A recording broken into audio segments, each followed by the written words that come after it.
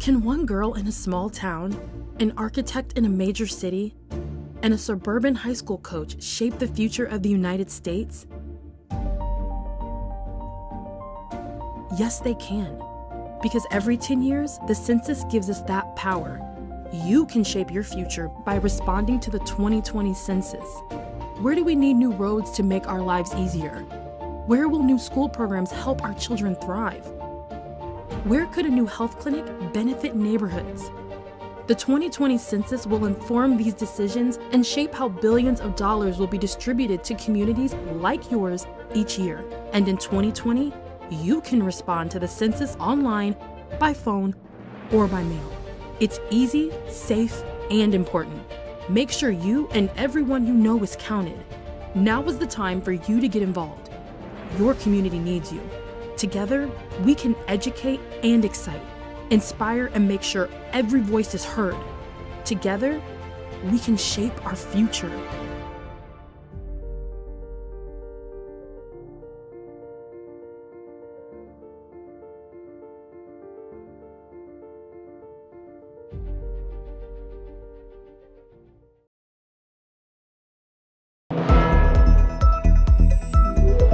I'm Phyllis Jackson. Thanks for joining us for Stay at Home Connect.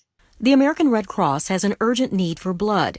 Hospitals are resuming surgeries paused in response to COVID-19, yet many blood drives have been canceled as businesses and organizations remain closed. Ronika McFall is spokesperson for the Georgia region. You can safely donate blood every 56 days. So if you donated blood at the beginning of this pandemic and it's been 56 days, go to redcrossblood.org, enter in your zip code, or visit the Red Cross Blood Donor app to schedule another blood appointment. What keeps the door open for me to eventually become a customer? My email. Alexis Jarrett understands the significance of blood donation. This Atlanta business owner was diagnosed with sickle cell anemia when she was an infant. Your body begins to cry out in pain. In my face, you can do your liver, your kidneys, anywhere, your bones, you can have a crisis anywhere. But when that crisis becomes unmanageable, some patients require a blood transfusion to reduce complications. Alexis has had over 30 of them so far. During the pandemic, black blood donors are desperately needed to support those fighting sickle cell. Since March, donations from black donors have dropped by more than half. The American Red Cross is working to ensure the donor process is safe. Dr. Bialaski is medical director for the Southeastern region. So we have moved our beds further apart.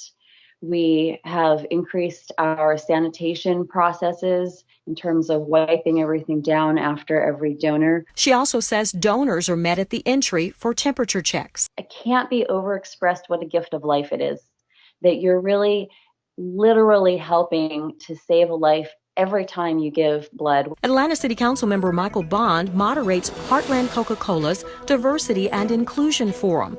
The remote live event for the company's employees focused on the subject of discrimination and racial injustice.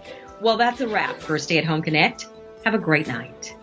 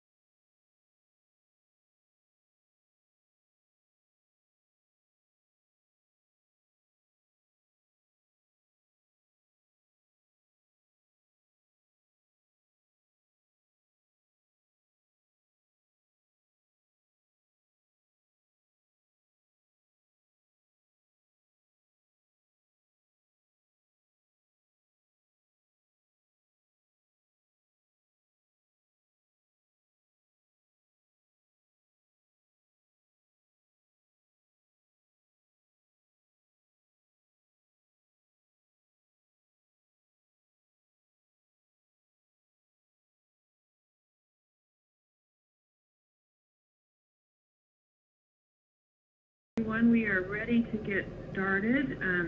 This is Councilmember Jennifer I, the Chair of the Finance Executive Committee. Today is Wednesday, June 24th, 2020. It's 1:30 p.m. and this is the regularly scheduled meeting of the Finance Executive Committee.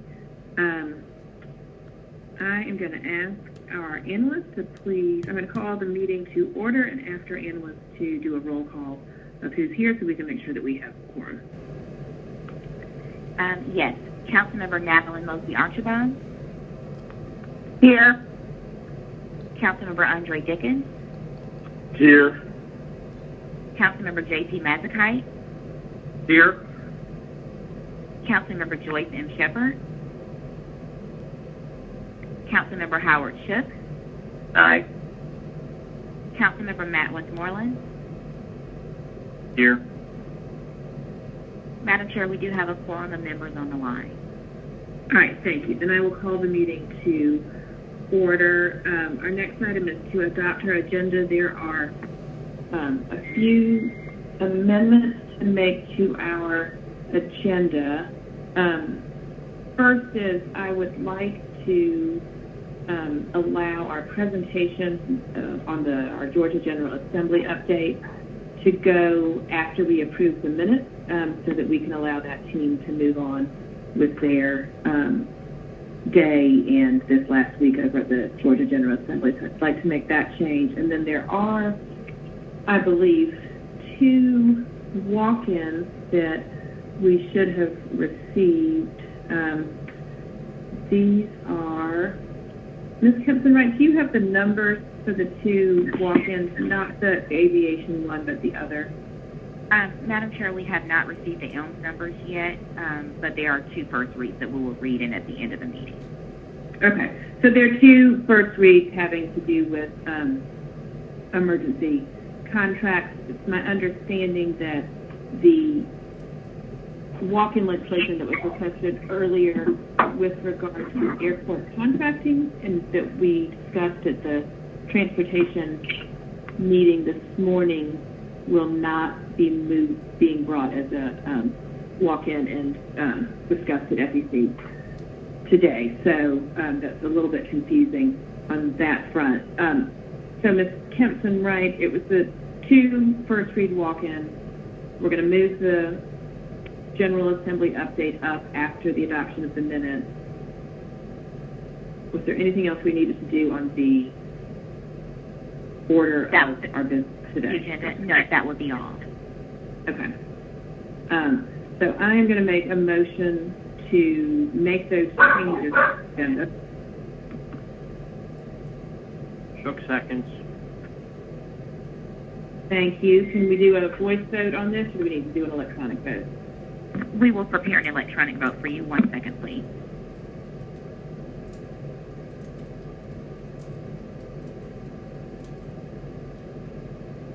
The vote is open.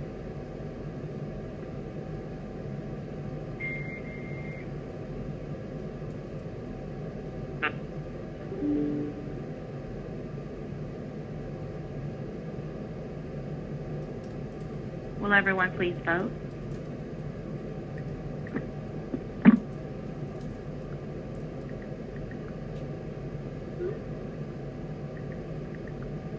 Okay, the vote is closed. The motion to amend is approved, and now we need a motion to adopt the agenda as amended, please.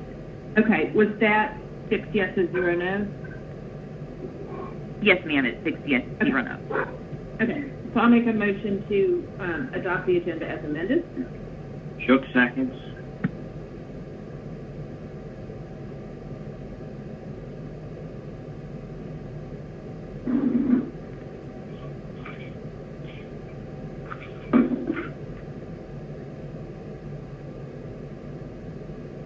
The vote is open.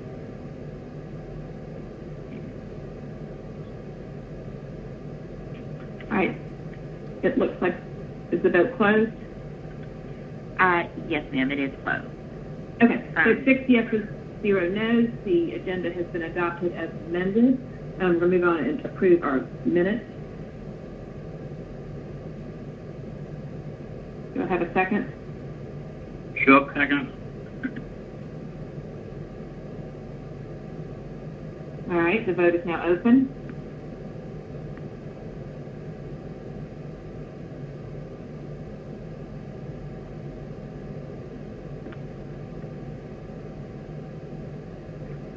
All right, our minutes have been adopted. That now is going to bring us to our presentation on the Georgia General Assembly update. So I don't know if we have Ms. Latipo or somebody else from that team available. I'm here, Madam Chair. Can you hear me okay? I can. Madam Chair, members of the committee, Fatima Latipo, Director of Intergovernmental Affairs, and I come before you today just to give you a brief update on what's going on across the street under the Gold Dome. So you can hear a little excitement in my voice because the General Assembly should be coming to a sine die this Friday, June 26th. As I'm sure you know, they reconvened for the last half of the session last week on the 15th, and they have been in session since Monday this week, and again will end on Friday. And just want to go over a couple of the legislative agenda items from the City of Atlanta's package. So Senate Bill 322 is the development impact fees legislation. That bill was up for a committee hearing on June the 15th, a week ago Monday, and that legislation was not passed out of committee. There is basically a fundamental difference between how members of the majority party in that committee view affordable housing and perhaps the view that we at the City of Atlanta and several other cities across the state have of affordable housing. And so it is more than likely that we will not be able to get that bill passed this session. House Bill 1167, that's our Community Land Trust bill. That legislation passed the House on June 23rd and is now in the body of the Senate.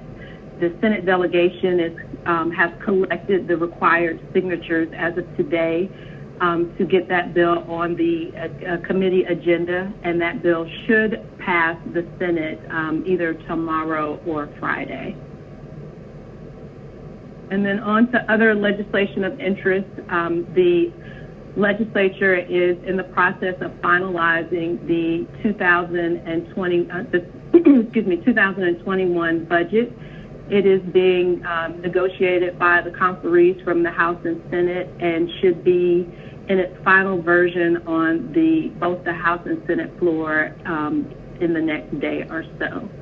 The governor changed the revenue estimate, which gave the members of the legislature about $250 million more to fund other priorities. So it may take them a little time to come to an agreement on how that money should be spent. But again, they are constitutionally required to pass a balanced budget in advance of the new fiscal year, which starts July 1st. Other legislation of interest that I've provided for you is House Bill 167, which is a piece of legislation that was amended to provide for liability for local governments as it relates to the transmission and exposure of the coronavirus.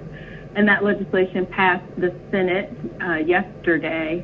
And since the legislation passed differently from it passing the House has to agree to it. So that agreement should take place likely today. As I'm sure you read in the paper this morning or saw yesterday late in the afternoon, the Senate passed a hate crimes bill, and the House agreed to the changes that the Senate made to the hate crimes bill. So that bill should now be on the way to the governor for signature. Additionally, the Senate passed a peace officers Bill of Rights piece of legislation, and on that legislation, the Senate added language that would make it a crime to basically intimidate anyone that is a first responder. So that crime would now be, you would now be eligible to be sentenced or for up to 5 years or fined up to $5,000 or both as a result of committing that particular crime. So that bill passed the Senate yesterday and was agreed to by the House, and so that bill now is also on its way to the governor for review and signature. Senate Bill 131 is the bill that we continue to watch that has language regarding an airport oversight committee. There's been no movement on that piece of legislation, but again, we continue to watch and continue to be very diligent with our lobbying team to make sure that that bill stays in the Rules Committee and that there's no movement on any other language regarding an airport takeover. The e-scooter legislation, Senate Bill 159, passed House Committee and is pending before the House Rules Committee. The language that's contained in that amended version of the bill still retains the city's ability to be able to provide governance over e-scooters. And we continue to monitor that bill for any changes, but in its current state, we are comfortable with the language in the bill. And I think Mr. Shook asked at my previous hearing questions around whether or not the legislature plans to make any changes to allow for either remote or teleconference related engagement on committees or meetings. And this bill was amended, Senate Bill 413, to add language that would allow public hearings via teleconference in the case of an emergency. So that bill right now is pending before House Rules and will likely pass today or tomorrow. And then Senate Resolution 19 calls for a constitutional amendment that would allow the General Assembly to meet in the same way that council's meeting, so virtually or at a location away from the Capitol. And so that legislation passed the Senate and was adopted by the House yesterday. And then finally, the Senate, as a part of their plan to address some of the concerns around the hate crimes bill, introduced and passed this resolution that would allow for a study committee to be convened during the recess on police practices. And then the last thing, just to bring to your attention, is over the course of the last week and a half, the House Governmental Affairs Committee, under the direction of Speaker Ralston, has been holding hearings related to the challenges that were the challenges that people had across the state during the June 9th primary. And so they have been taking a lot of public comment. They have been having hearings on some of the reform bills that have been introduced, and there will likely be something, either a study committee or more conversation on that issue over the interim. And with that, Madam Chair, I will take any questions that the committee may have. Thank you so much, Ms. Latipo. If anybody has a question about what's going on over the state, will you please hit your speaker button?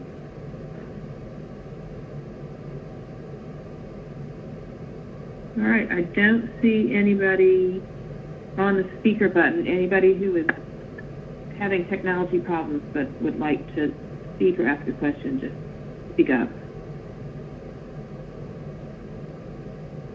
All right, hearing none, thank you for your update and everything that you do for us, and I'll let you get on back across the virtual street. I guess the real street for you, maybe. So thank you, and we are going to move on now to the next section of our agenda, which is our public comment. In Finance Executive Committee, we have had a practice of only hearing public comment at the beginning of the meeting, so we're going to continue that practice. My understanding is we have pretty substantial public comment this afternoon, so somewhere between an hour, hour and a half of public comment, I believe. much of which I think relates to the budget. So I'm going to ask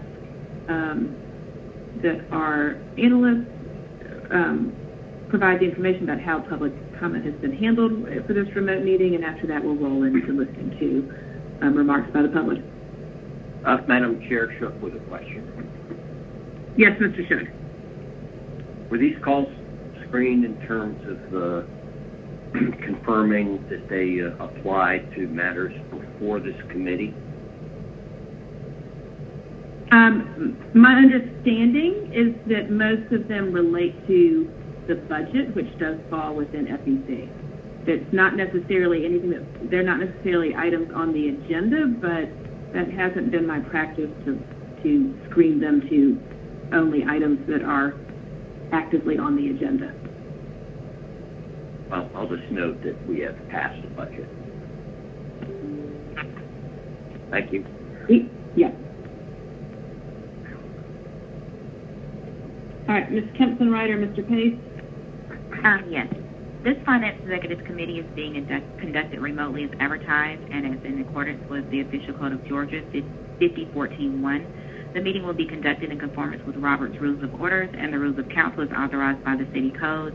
The public may access the meeting by the following conference bridge. Toll-free access 877-579-6743, conference ID 831-599-1256, which was noted on the Friday, June 19, 2020 public meeting notice. The public may also view the meeting on Channel 26, citycouncilatlantaja.gov, or the Council's Facebook, Twitter, and YouTube pages. All presentations are available on the Atlanta City Council Finance Executive Committee presentation page. The agenda was published and made available on Sunday, June 21st via AtlantaCityGA.IQM2.com. The public was able to submit comments via voicemail at 404-330-6066 up to 1 hour prior to this meeting, and these comments will be played immediately following my announcement during the public comment portion of this meeting. All persons present on the remote council meeting conference bridge are requested to mute your phones and speakers. Additionally, speakers must be acknowledged by the presiding chair officer prior to speaking. Each council member is requested to open your Outlook email and minimize the screen. Amendments, substitutes, and informational documents have been distributed to committee members beforehand. Any additionals will be forwarded during the meeting, and thank you all in advance for your cooperation. Thank you, Ms. Kempson-WRIGHT. We can begin the remarks by the public.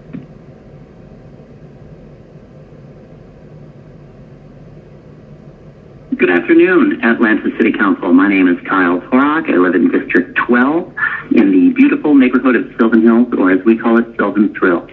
I would like the council to amend the budget and fund Resolution 20-R-4068 and reallocate $73 million of our taxpayer money to reimagine public safety and policing in the city of Atlanta. Peace out, y'all. Hi, my name is Ms. Rajiv, and I'm just asking the Atlanta City Council Committee for Finance and Executive to defund the police. They're removing $73 million from their budget and instead fund Resolution 20-R-468 for the creation of the Public Safety Fund and to reimagine the Atlanta Police Force and start to hold police accountable. As a current student of Georgia Tech, I think the issue of safety in Atlanta is a very big one for me. And I just really would like to see a public safety fund created and the Atlanta Police Department start to be held accountable.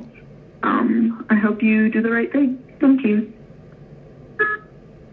Hi, my name is Helen Haley, and I'm a resident of Atlanta, and I'm calling to demand that the City Council defund the police and fund Resolution 20-R-4068. Thanks. Good morning. My name is Jessica Lane, and I'm calling from Morningside, Atlanta. I'm calling in regards to the FY21 budget, and I'd like to urge the City Council to make choices that will defund Atlanta PD. I have lived in Atlanta my whole life, and the city is very important to me, but I am sick and tired of seeing the abuse that is rampant by police officers across the city. In addition, I'd like to urge the council to fund Resolution 20-R-4068. Thank you for your consideration. My name is Clara Suarez-Nugent, and I'm calling with the support to fund Resolution 20R4068 and to defund the police.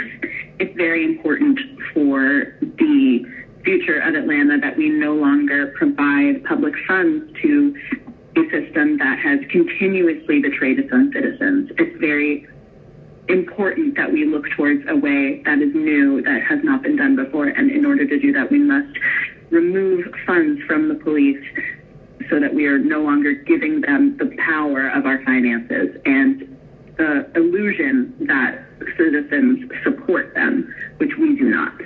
So again, I would like to fund Resolution 20R4068. Thank you. I'm calling to ask you to defund the police and ask that all committees amend the budget and fund Resolution 20R4068 and reallocate $73 million of police funds in order to reimagine public safety. Thank you. Hello, this is Jennifer Uzeda. I reside from Beaufort, Georgia, and I would like to talk to the Finance/Executive Committee within the Atlanta City Council to tell them to amend the budget and fund resolution to 20R4068 and reallocate $73 million of police funds in order to reimagine public safety. We should reduce police budget and redistribute the money to community-based resources. Thank you and have a great day. Hello, my name is Nakia Varner, and I'm demanding that you all do the right thing and amend the current budget. In recent weeks, we have seen various abuses of police power, so we would like to see the City Council amend the budget by funding Resolution 20R468. Reallocate funds to where they are needed most: parks and recreation, youth programs, mental health and counseling services, and workforce development services. We don't want to get rid of ATD. We know that they are essential, but we can also use our police in a more positive way. Atlanta leads the way. What happens here is sure to influence what happens in other cities throughout Georgia. Please make the amendment. Hello, my name is Marriott Rumbat, and I'm asking that City Council amend the budget and fund Resolution 20-R-4068 and reallocate the $73 million of police funds in order to reimagine public safety. I'm asking them to consider the fact that Black Lives Matter here in Atlanta and everywhere, and I'm asking them to please defund the police in order to create a safer city. Thank you. Hi, my name is Betty Barnard, and I'm an Atlanta resident of District 2.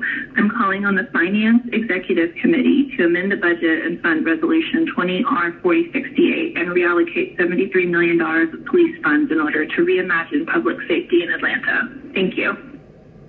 Hello, my name is Isabel Namnam, and I am a resident of Buckhead here in Atlanta. I'm calling the council today to amend the budget and fund Resolution 20R4068 and reallocate $73 million of police funds in order to reimagine public safety. Our current system just is not working, so I hope you take these demands into consideration. Thank you. Hi, my name is Toria Fitzgerald, and I'm calling from the Metro Atlanta area. I'm a resident who lives here, and I'm calling the Finance and Executive Committee. And I am demanding that we amend the budget and fund resolution for 20R4068 and reallocate $73 million of police funds in order to reimagine public safety. That's all I have for today. Thank you. Hi, my name is Casey Serrano, and I'm from the Edgewood neighborhood here in Atlanta, and I just wanted to express my extreme disappointment in the City Council's decision to continue to increase police spending, even though we have seen that our system here in the city of Atlanta is clearly broken.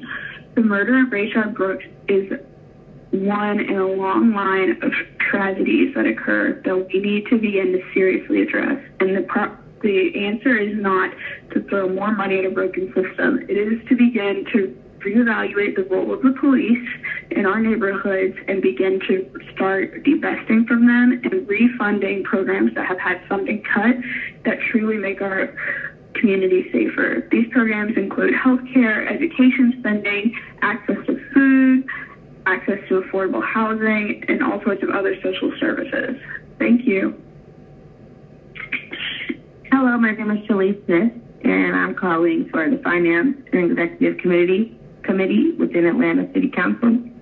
The demands I'm calling for are to amend the budget and fund Resolution 20-R-4068 and reallocate $73 million of police funds in order to reimagine public safety. Thank you very much. Hello, my name is Leah Clemens, and I am calling to not just request, but demand that the City Council and the Finance Executive Committee listen to these thousands of Atlantans that have been calling to reimagine public safety, and specifically to amend the budget and fund Resolution 20-R-4068, and then show that we can actually reallocate $73 million of the police budget to truly imagine what public safety could look like in Atlanta. And to imagine public safety in Atlanta will mean actually inviting people to be a part of that imagination process of how we can truly support our communities, and inviting the communities that have been over-policed to think through what policing, or not what policing, what public safety would actually look like for them, whether that be funding education, mental health resources, housing, community care, and mutual aid at farms. Those are the kinds of services that we need to be funding, and not continually increasing police budgets. Not only that, I think that this notion that Atlanta being the hub of civil rights and the birthplace of Dr. King keeps being thrown around, but we aren't acting on it still. So we cannot just invoke the legacy of a civil rights leader and not continually act in accordance to what civil rights movements are demanding of us right now. And that demand from Black Lives Matter is to defund the police. And if we do not listen, then we cannot continue to invoke this legacy of civil rights movement and advocacy. So thank you so much for your time. Thank you to each of you who already voted to amend and fund this resolution. But we must make sure that this resolution passes. So thank you so much. Good morning. My name is Caitlin Waddle, and I'm a resident of District 6. I'm calling because I'm asking the City Council to return back to the Resolution 20-R-4068 and vote yes to reallocating police funds. Some of the arguments that have been posted by the Council are that they do not want to demoralize the police and don't want to put them out of work. I work in healthcare, and thousands of people have been laid off and furloughed from Emory and CHOA during a global pandemic. How do you think we feel? All frontline workers are feeling demoralized, stretched too thin, and exhausted. Not only that, we are worried about our patients, their safety, their future, and their access to care. I'm not getting the raise that was promised to me this year, but I'm still showing up, and I'm still doing the work. This cannot be the excuse. Decisions should be made based on research data surrounding policing. There are plenty of very smart people that have done this research and presented their data. And the HR records of police. The city needs to follow suit of every other profession and review the HR files of police officers and let go of the officers with disciplinary action to contribute to the budget cuts happening all across the state. Thank you for your hard work and all the energy that you're putting into this matter, and I hope that you'll make the right choice. Hi, this is Alessandra Richardson. I'm calling on behalf of my husband, Christopher, my daughter, and myself. We are residents of District 2, and we would like to request an amendment to the budget and fund Resolution 20-R-4068 and reallocation of the $73 million of police funds in order to reimagine public safety for the greater good. Thank you. Bye. Good afternoon. My name is Adrienne Coleman, and I'm calling regarding Resolution 20-R-4051, which was passed by full council last Monday. It is to provide a contract with People TV for FY 2021. That resolution was passed by council on the condition that People TV demonstrated that they had enough board members to constitute a quorum. What the administration and People TV failed to disclose to council is that while they have 9 members, enough to constitute a quorum, the board has not had a quorum since September of 2019. After passing the resolution on Monday at People TV's June board meeting last Wednesday, they again did not have a quorum of the board present. So that is 9 months, consecutively 9 months, that People TV has not had a board present. I am calling the Finance and Executive Committee to ask you to relook at this resolution in the contract with People TV. As you are aware or can confirm, People TV has not submitted to Council or the Utilities Committee any documentation, including an audit, annual report or budget in the past 4 years, as required not only by their bylaws, but by the contract that the city has had with People TV for the past 30 years. I'm asking the Finance and Executive Committee to... Her name is Henry Jordan. But seek ye first the kingdom of God and his righteousness, and all these things will be added unto you. Matthew 6:33. The believer is to seek first the righteousness that is characteristic of God's kingdom. And then all these things, material things, should be added to us. I must seek Jesus' plan, because your plan or my plan did not create the income. He created it through me. Thus saith the Lord, cursed be the man that trusteth in man, and make his flesh his arm, whose heart departed from the Lord. Jeremiah 17:5. To trust in my flesh or anyone's flesh will not create the blessed income. Christ's word created the income. The income was created for future problems that America will face, and we must follow God's plan for deliverance. I am the door. By me, if any man enters in, he shall be saved, and shall go in and out and find pastures. John 10:9. Jesus is the door to enter in his way of doing things. Will save us to follow him where he lead us. For the wages of sin is death, but the gift of God is eternal life through Jesus Christ our Lord. Romans 6:23. James Montgomery, to work to do evil is death, but to obey Jesus is health. It's a blessing to obey Jesus, and I need my blessing to obey Jesus. Thank you. Hi, this is Tanya Meeks, and I'm calling to demand that you amend the budget and fund resolution for 20-R-468 and reallocate $73 million of police funds in order to reimagine public safety. Thank you. Hello, Finance Executive Committee. My name is Nastasia Humphreys, and I've lived in the Atlanta area for the past 5 years. I know a majority of City Council decided to not amend the budget proposal to withhold funds from the 2021 Atlanta Police Department budget. But I am please asking you to amend this. It is not too late to listen to people. We do not feel safe. We do not feel listened to. To say the least, I'm disappointed by our Atlanta City Council. We are continuing to push reforms that clearly haven't worked in the past. We need to reimagine public safety and reallocate the $73 million APD budget. Into doing so, please consider alternate methods and fund resolution 20-R-4068.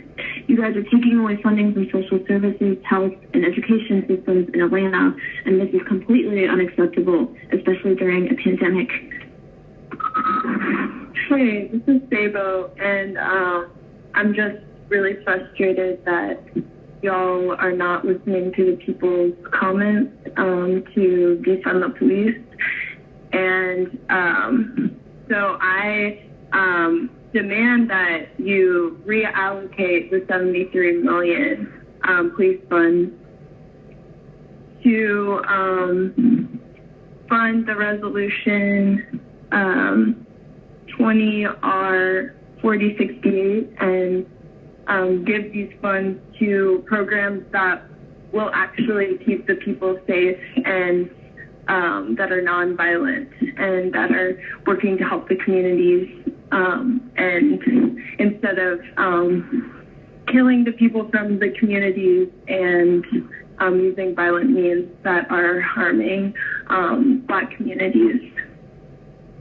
Thank you. Hi, my name is Charlotte Christopher. My number is 404-441-0441. I'm calling to ask the Finance and Executive Committee to amend the budget and fund the Resolution 20R-4068 to reallocate $73 million of police funds in order to reimagine public safety. In the wake of the recent killings of Black men in the city, I feel like it's beyond time that we think about how to move our community forward and how we can support our communities with less policing and invest in them so that crime is not an issue in the same way. Thanks for the consideration. Bye.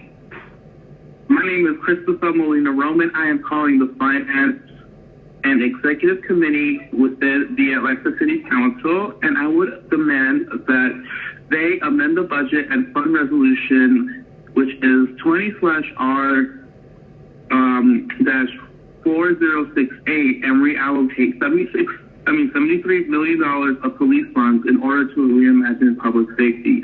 We need to reimagine public safety so that Atlanta is safe for all residents, regardless of origin, creed, color, anything, period. Hashtag Black Lives Matter, hashtag defund the police. Hi, my name is Leanne Huso, and I'm calling to demand that you guys amend the current budget and fund Resolution 20R-4068 to reimagine public safety. Please stop ignoring the thousands of community members that are requesting you to defund the Atlanta Police Department. I mean, it's ridiculous. Stop cutting essential programs and services. We need funding in our education systems, healthcare, social service programs. All these places cannot afford these cuts that you guys are trying to make. There's always another way, and you guys are just not doing it. And the community sees you, and we're tired of being ignored. We need action, and this budget needs to be amended. Thank you. Nike Katsakis. With the ongoing protest movement starting with the killing of George Floyd and has continued with Atlanta Police Department killing of Rayshard Brooks, I think it's important to note that the City of Atlanta Police Department has become a militaristic invading force within our communities that is seen more as a danger than actual public good.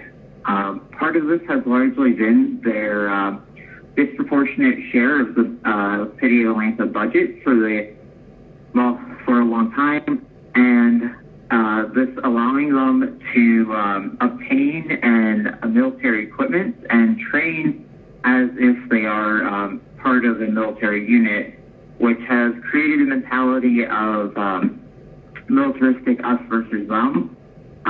This is a danger to everyone in the city of Atlanta, and it's important going forward that we really reconsider the way in which we're funding police and how much we're funding police, and that as the department they shouldn't be getting a disproportionate amount of the funds that could be going to things such as the Atlanta school system, to like early child care, to other sort of community development and welfare programs.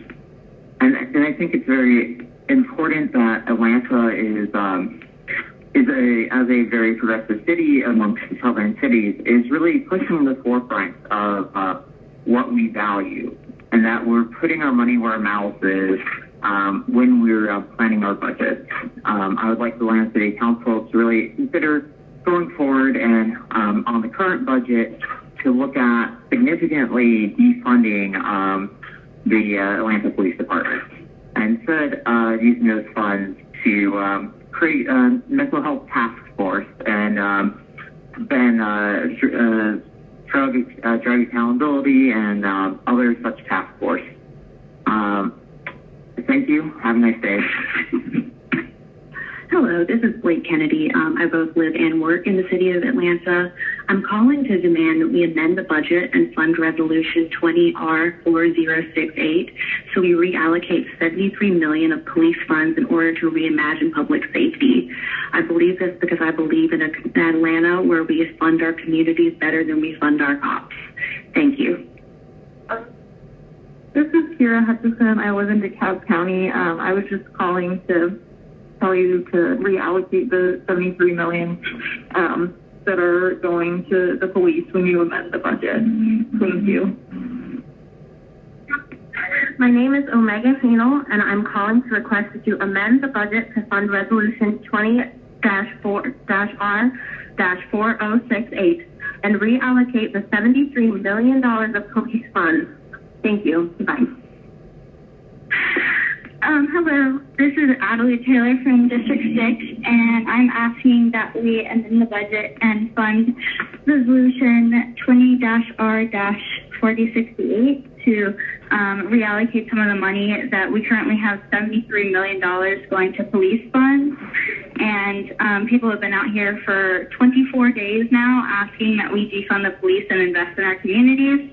And we ask as elected officials that you take us seriously. And please listen to your constituents. Thank you. Hi, my name is Matt Dvorak. I'm a resident of the city of Atlanta, and I'm calling today to implore you to amend the budget, fund Resolution 20-R-4068, and reallocate all of the $73 million in police funds to other community services. Defund the police, abolish ICE, abolish prisons. Let's move forward. Let's do better for Atlanta. Thank you. Good afternoon. My name is Kevin Brown, and I'm a resident of Grant Park, Atlanta. I'm calling in today to encourage that the Finance and Executive Committee prioritize an effort to pass Resolution 20-R-4068. Councilwoman Ide, as the head of the Finance Executive Committee and as the council member most responsible for the drafting of this resolution, I want you to know that the people are requesting every effort within your power to make it happen. The fact that other members of council would narrowly vote no on legislation that would defund the APD after listening to over 30 hours of consistent public comment proves a stunning lack of commitment to the people of the city. Though we won't forget those no votes come next election, it is still within your all's power to reverse course and be on the right side of history. While council has surely heard by now a multitude of ways in which APD funding could be better used, I want to highlight that we can sink so much of that $262 million budget back into social services and community outreach in previously underserved neighborhoods. Think about how much positive work could be done in diverting crime if the infrastructure built to support our most over-policed communities was strengthened by an infusion of cash previously pledged to a sector of the city government whose employees call out of work when they get sad that they can't kill people and get away with it. On top of that, think about how much the city's education system could better use these funds in developing our youth instead of hampering them. The chance to do right by the city of Atlanta is one vote away from becoming a reality. And while on the topic of vote flippers, I do also have to use this time to demand the immediate resignation of Councilman Michael Julian Bond. He is inexplicably allowed to hold on to his seat despite being found guilty of over 300 campaign finance violations to the tune of a $39,000 fine, a fine which he has stated on record as being unable to pay. Considering that he was one of the no-votes on Saturday and that he constantly beats the drum with promising officer raises, I feel it would be a good idea to use his remaining salary post-resignation if it were diverted and used to fulfill those said raises. This way, the taxpayers are let off the hook of both the proven corrupt representative and of having to pay for those raises, and Councilman Bond will still get what he wants. Thank you for your time. Hi, my name is Anna Dimitrovich, and I live in Fulton County, 5th District. I'm calling so that you amend the budget and fund Resolution 20-R-4068, and please reallocate $73 million of police funds in order to reimagine public safety. Thank you.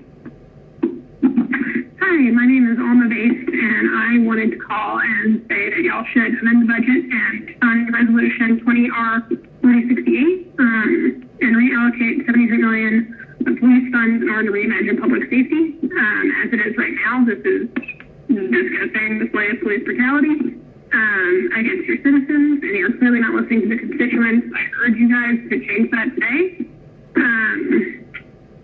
and use those funds to assist MARTA, create a better public transit system in Atlanta, create a more prosperous city,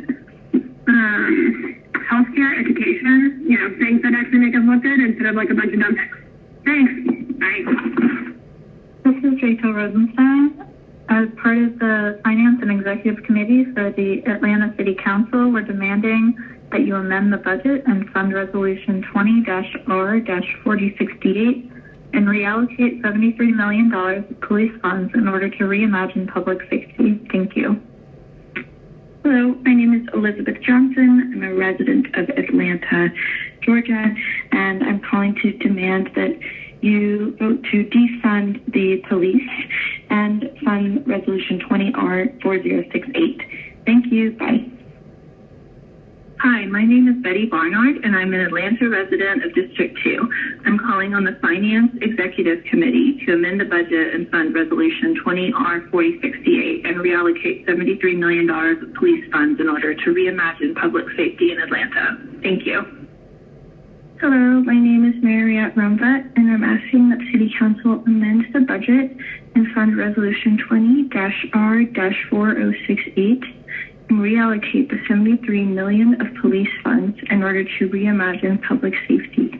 I'm asking them to consider the fact that Black Lives Matter here in Atlanta and everywhere, and I'm asking them to please defund the police in order to create a safer city. Thank you.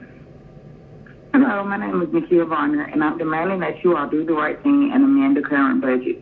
In recent weeks, we have seen various abuses of police power, so we would like to see the City Council amend the budget by funding Resolution 20R468, reallocate funds to where they are needed most: parks and recreation, youth programs, mental health and counseling services, and workforce development services.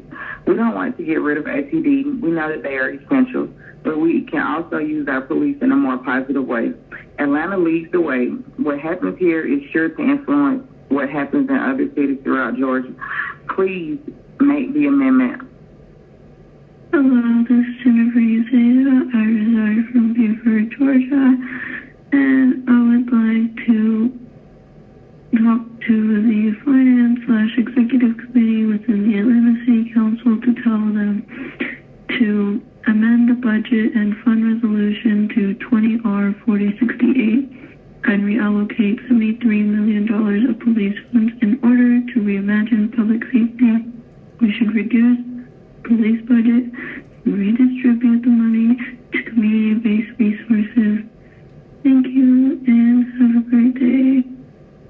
I'm calling to ask you to defund the police and ask that all committees amend the budget and fund Resolution 20R4068 and reallocate $73 million of police funds in order to reimagine public safety. Thank you. Hi, my name is Jason Williams, and I am asking that y'all will amend the budget and fund a resolution for 20-R-4068 and reallocate $73 million of the police funds in order to reimagine public safety. The police doesn't need all that money, and that money needs to be dispersed to other areas, including education and social services and everywhere else. So please do this. Thank you. Bye. Hello, my name is Roberta Moore, and I'm calling from Council District 2. And I'm asking the City Council and the Mayor to amend the budget by funding Resolution 20-R4068 and reallocating $73 million of police funds in order to reimagine public safety through means more sophisticated, productive, and humane than harassment and brutality. Thank you. Hi, my name is Rachel Will. I live in NPUO. I'm calling to ask you to amend the budget to fund Resolution 20R4068 and reallocate $73 million of police funds to reimagine public safety. This is a very urgent concern.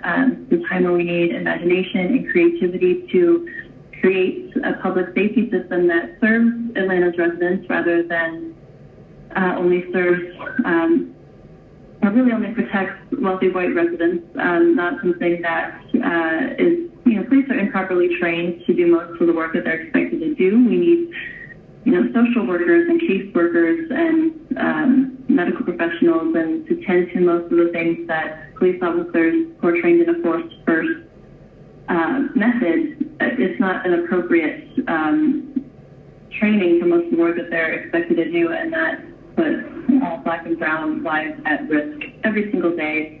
We can't afford to risk any more lives due to police violence. We need a system that better serves our residents, that uplifts our community, that helps our communities grow. We need to invest more in true public safety measures and education and education and affordable housing, things that jobs training, things that actually uplift the community, that helps the community to thrive, to be safe. We don't need these to keep pouring millions of dollars into a police force that doesn't do anything to help the community grow. If we have a community that's well supported from our tax dollars that fund these programs, if those dollars come back to us in a way that uplifts our communities, creates opportunities, creates equity, we will have less crime, we will have more opportunities, and we won't need this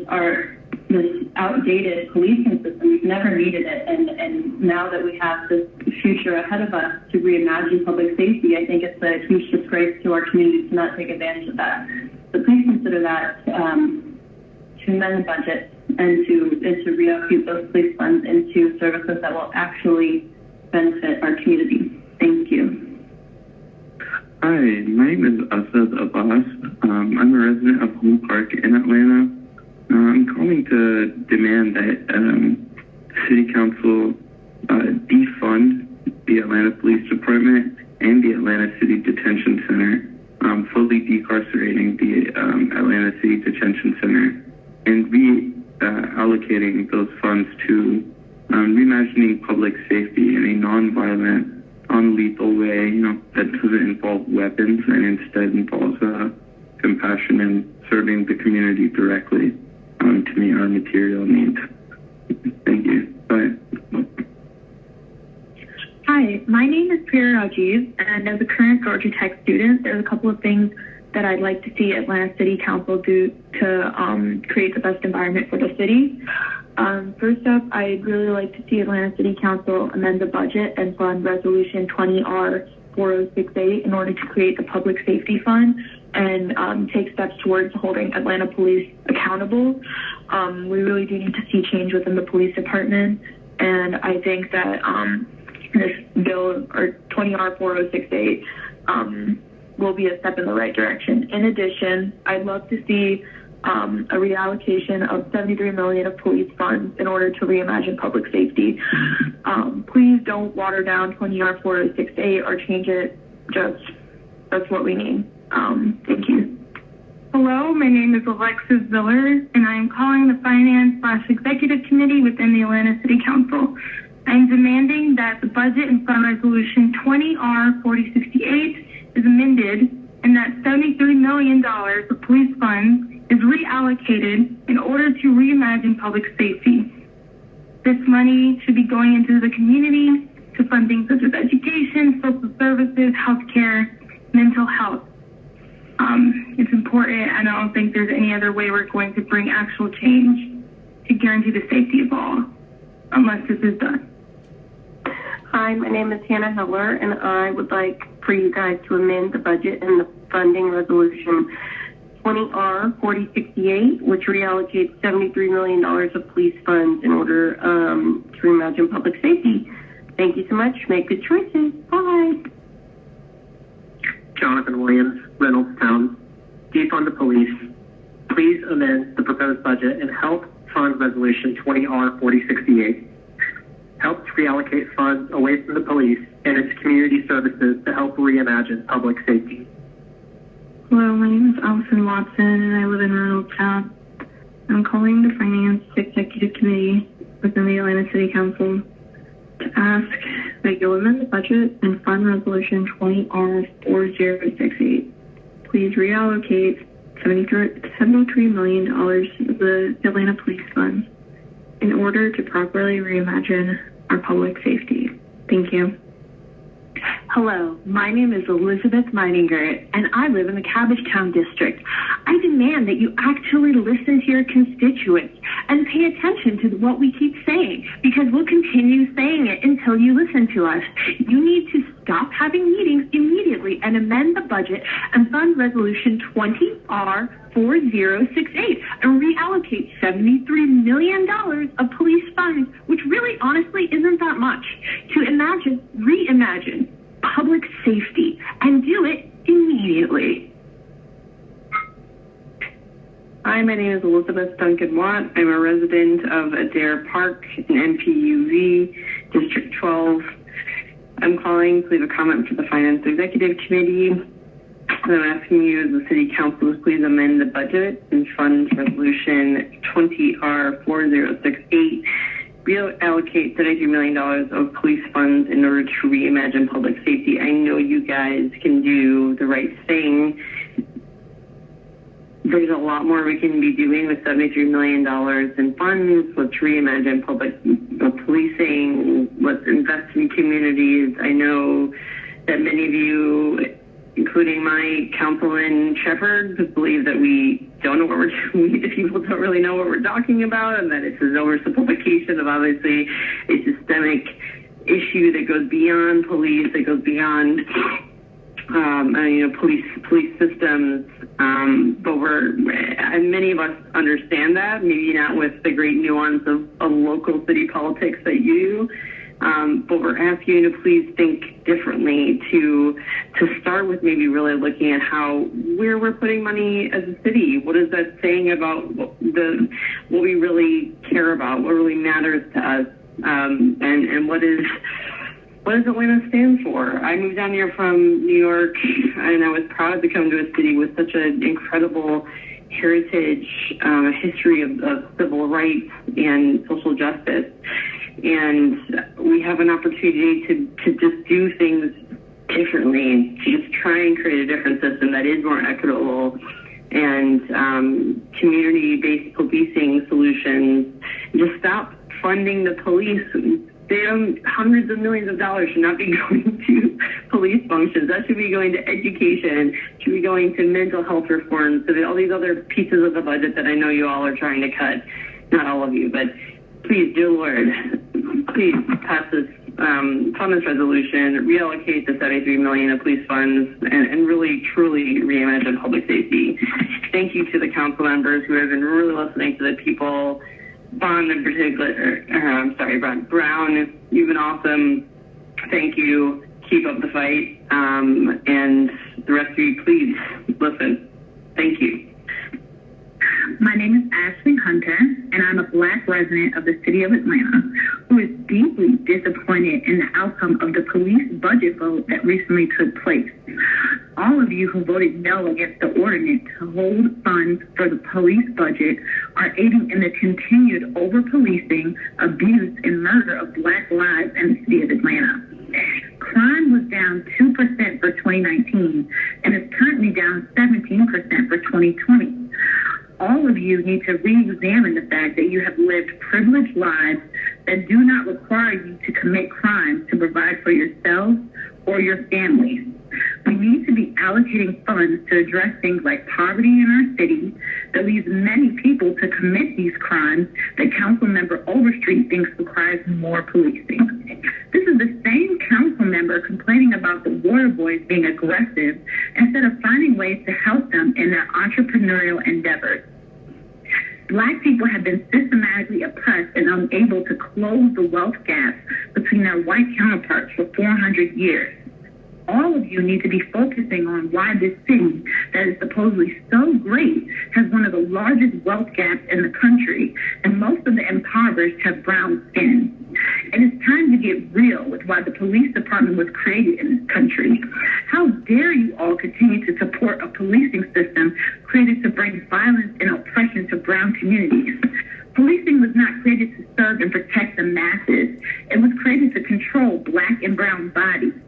The time is now to make things right and create a budget that places greater emphasis on decreasing poverty, improving our education system, getting our homeless off the street, creating more affordable housing, offering mental health counseling, and last but not least, getting rid of the APD and its violent history of brutalizing and killing Black people. The APD's policing system is broken, and firing a police chief and charging a few officers won't change this culture. A clear indicator of this broken policing system is officers calling out sick after fellow officers were charged with murdering Rayshard Brooks, a member of their community who had a right to a fair trial and should still be alive. We need to create a community policing program with the help of the community that focuses on efforts to work together in meaningful ways to address problems facing our city. Atlanta would be nothing without the Black community. It needs to finally do right by us. After all the bloodshed and Black families torn apart at the hands of APD, the time is now to make things right. Hello, my name is Eleanor Winans. I live in zip code 30310. I'm calling to ask that the budget for fiscal year 2021 please be amended and that resolution 20R4068 be funded. I'm also asking that $73 million of police funds be reallocated in order to reimagine public safety. Thank you. Hi, my name is Jeff Tidwell. I'm a resident of Cabbagetown. I'm calling today to once again ask that members of the City Council vote for Resolution 20R4068 and reallocate $73 million of police funds back to the city for reimagining public safety. And just really use that money for any program that can actually benefit the community and just work toward demilitarizing our police force. Thank you. This is Ryan DiMattia from East Atlanta. It is Saturday, June 13th. Since I last left you a message on Wednesday, 4 days ago, Atlanta police have shot and killed yet another unarmed Black man at a Wendy's because he was running away from them. Every day you continue to allocate budget to these people, there's going to be another day that more racist murders happen at the hands of your budget and at the hands of your decision. So just bear that in mind as you decide to fund those racist murderers for yet again another year. I'll keep it short and simple this time. Abolish and defund the police. They're going to keep murdering innocent people until you do so. You as city council actually have the power to make change. You can take their budget away if you want to see your citizens stop getting murdered by law enforcement. So do it. There's not time to talk about it anymore. You need to do it. My name is Brandon Wells. I was born in Augusta, Georgia. I want to let the city council know that I'm sick of watching cops murder innocent people in the city, and that they have the duty to stop funding the murder of our citizens. Stop killing Black people. Stop killing people that are unarmed. Stop shooting people in the back. The first 3 rounds of an officer's gun should have rubber bullets in it, at least the first 3 rounds. There should be no shooting to kill. It should be made illegal. Hello, my name is Zach Lowell. I'm calling in support of investing in community needs such as mental health care, education, and affordable housing, as well as fundamentally reimagining what public safety looks like in Atlanta. This is an urgent issue. It's also called defunding the police. Thank you very much. My name is Ryan DiMattia. Today is Sunday, June 14th. Last night, the police department that you want to give raises to and increase budget to tear gassed my neighborhood and fired rubber bullets. How would you feel if they were doing this where your kids played? I want you to think about that. I want you to think about your kids touching playground equipment, sidewalks, covered in tear gas powder and burning. Because that's what your cops did in our neighborhood last night. Defund these war criminals immediately. Hi, my name is Neil Frawley, and I'm calling ahead of the council meeting that's happening today to say that I would prefer divesting funds away from the police department and putting more money into programs such as healthcare or education and any program that helps build up the city and build communities. And I do not think the police are doing a job worthy of worthy of collecting more taxpayer dollars.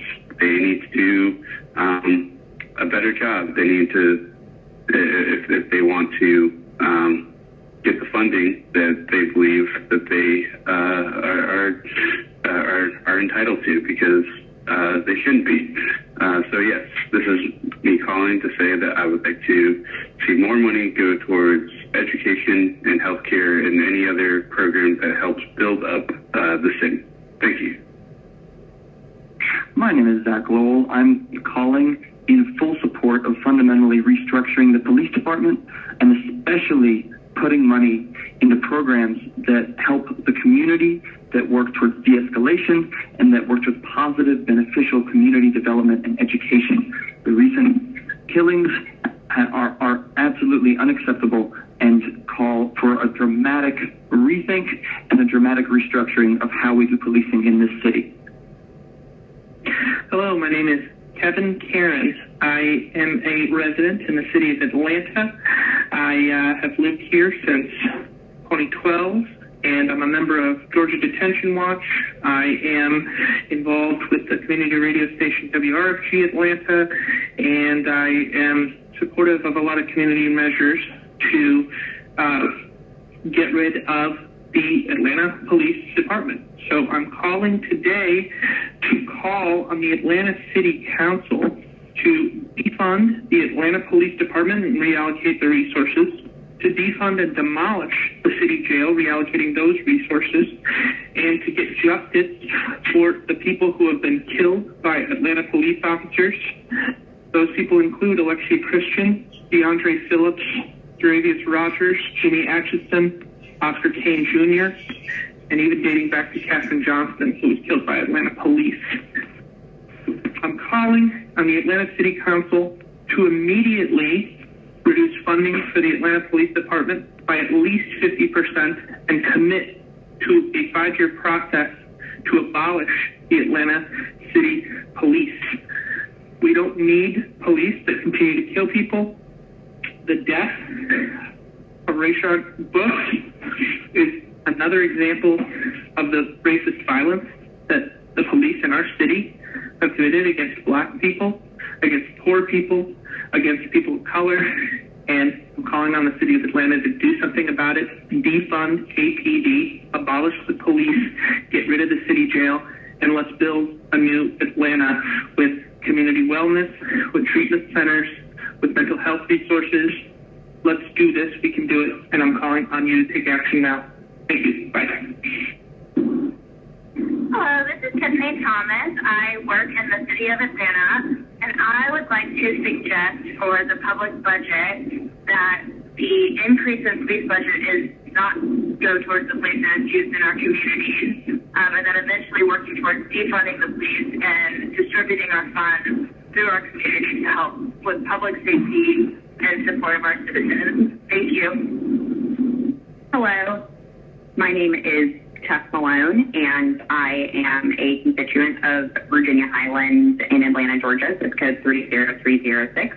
And I am calling to leave a comment to amend the budget as proposed by the City Council yesterday, Resolution 20R4068. With this, we would be defunding the police to reallocate $73 million of police funds in order to reimagine public safety. And I think defunding the police in some form should be an absolute priority right now. That money can be much better spent in ways that will allow our citizens not to rely on the police as much. So I am asking that you amend the budget and reallocate the $73 million. Thank you so much for your time. Sophie Cox. Hi, my name is Sophie. I'm a lifelong Atlantan living in Elmwood Park. We're calling to demand that City Council amend its budget, reallocating at least half of police funds in order to reimagine public safety. Funding resolutions like 20R4068 would be a step in the right direction. I believe in an Atlanta without an oppressive police presence and believe that reallocating police funds is the only way to get there. Thank you. Hello, my name is Holly Mashonga, and I'm calling from Atlanta, Georgia. Thanks for taking the time to listen to me, Finance / Executive Committee. I was calling to ask that you approve and fund Resolution 20-R-4068, reallocating $73 million from the APD budget to other departments in the city, departments that address homelessness, departments that address our terrible roads, our food deserts, our lack of youth programming in areas that really need it. I just feel like we could use that $73 million in other places.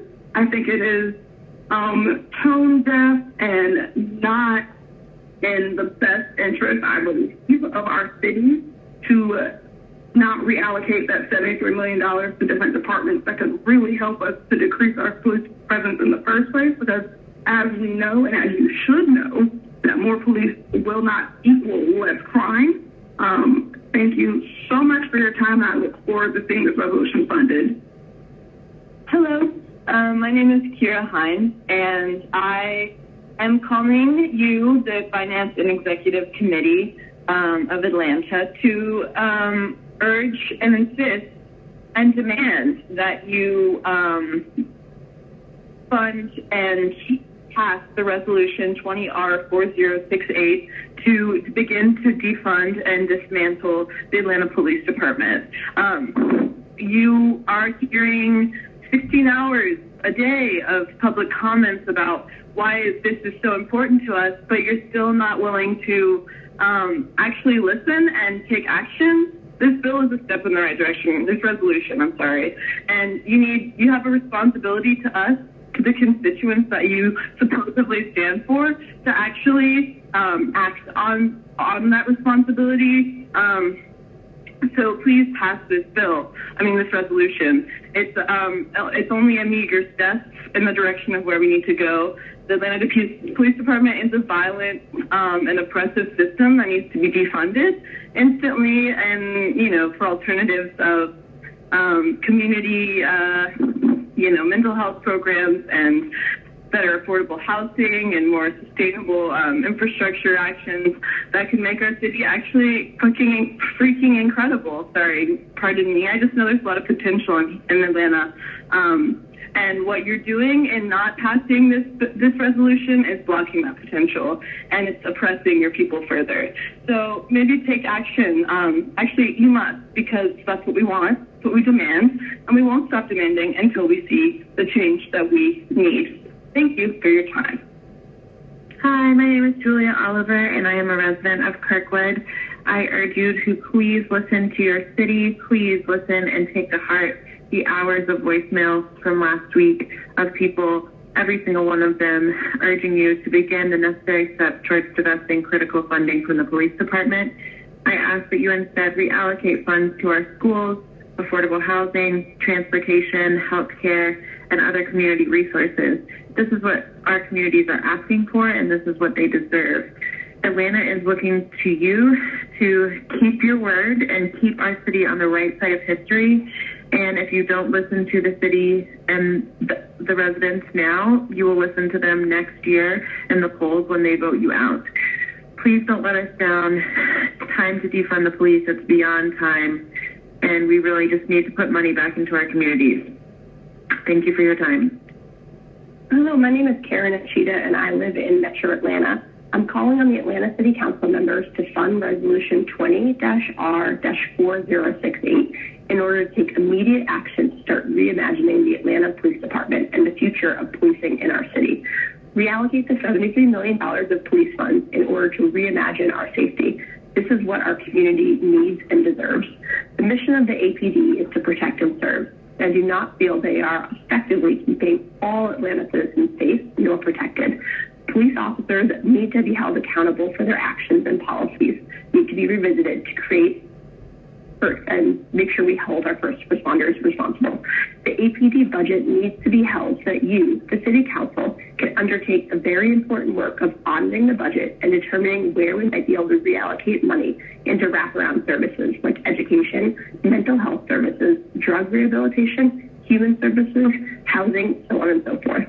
I urge you to reconsider supporting Resolution 20-R-4068 before the fiscal year 2021 budget is put into effect. Thank you for the opportunity for the public comment, and thank you to the representatives on the Council. Hi, my name is Holly Zins, resident of Atlanta, Georgia 30306, and I am calling to request that you amend the budget and fund Resolution 20-R-4068 and reallocate $73 million of police funds in order to reimagine public safety. Thank you. Hi, my name is Allison Carter. I'm calling the Finance and Executive Committee in order to ask that you all amend the budget and fund Resolution 20-R-4068 and reallocate $73 million of police funds in order to reimagine public safety. I believe through recent events that we've seen that police are no longer serving the common good. And due to that, I believe that we should start the process of trying to reimagine what public safety can be, and instead of terrorizing communities, it should be there to grow the community and make it better. I believe that doing the things like amending the budget and funding Resolution 20-R-4068 and then reallocating money away from police funds is how we can do that. So I ask that you all would support me and other people in the community in doing and passing those things, and passing the amendment and reallocating the funds. Thank you for your time, and please do the right thing. Hi, my name is Erin Clark, and I'm glad it's an honor to serve me. You could honor me by amending the budget and fund Resolution 20-R-4068 and reallocate $73 million of police funds in order to reimagine public safety. Thank you. Hi, my name is Jamie Randall. I live in Midtown Atlanta. I'm again going with a public comment to urge City Council members to amend the budget and fund Resolution 20-R-4068 and reallocate $72 million of police funds in order to reimagine public safety. Thank you. My name is Keenan Livermont, residing in East Atlanta, and I demand that we amend the budget and fund Resolution 20-R-4068 and reallocate $73 million of police funds in order to reimagine the public safety. Black Lives Matter. Hi, this is Katie Bullard. I live in Buckhead, Atlanta.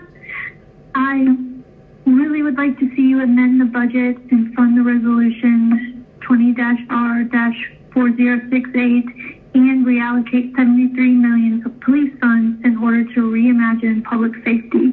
Very important for our city and our community and all the citizens in it. Thank you very much. Hello, my name is Caitlin Studer of Fulton County. I was calling to ask that there's an amendment to the budget for 2021 and to fund the resolution of 20-R-4068 and that we reallocate $73 million of police funds in order to reimagine public safety, invest in education and our communities instead. I would also like to state that I am highly disappointed in the conduct of our police officers during this time. Thank you. Hi, Finance Committee. This is Lauren Livingood. I'm calling because the police budget in the city of Atlanta is overinflated for the services they provide, and the services that they provide tend to actively harm citizens rather than promote public safety. And those funds, particularly $73 million of those funds, should be redirected to reimagine public safety, provide public goods such as affordable housing and transportation, and other services that promote the lives of citizens in the city of Atlanta. Furthermore, please decide to amend the budget as it currently exists and fund Resolution 20-R-4068. Thanks for your time.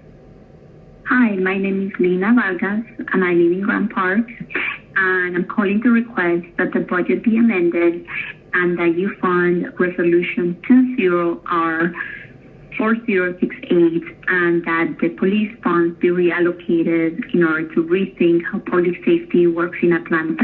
Thank you. This is Emily Diffenderfer. I'm a resident in Reynoldstown. This is the shortest message I have. I want to remind the Finance Committee that Councilwoman I's amendment was great, and we really want you to amend the FY21 budget to hold 50% or more of the Atlanta Police Department's funding separate until the public safety report is provided. You know what we want. Please hear us and show us that you heard by doing what we asked. Thank you.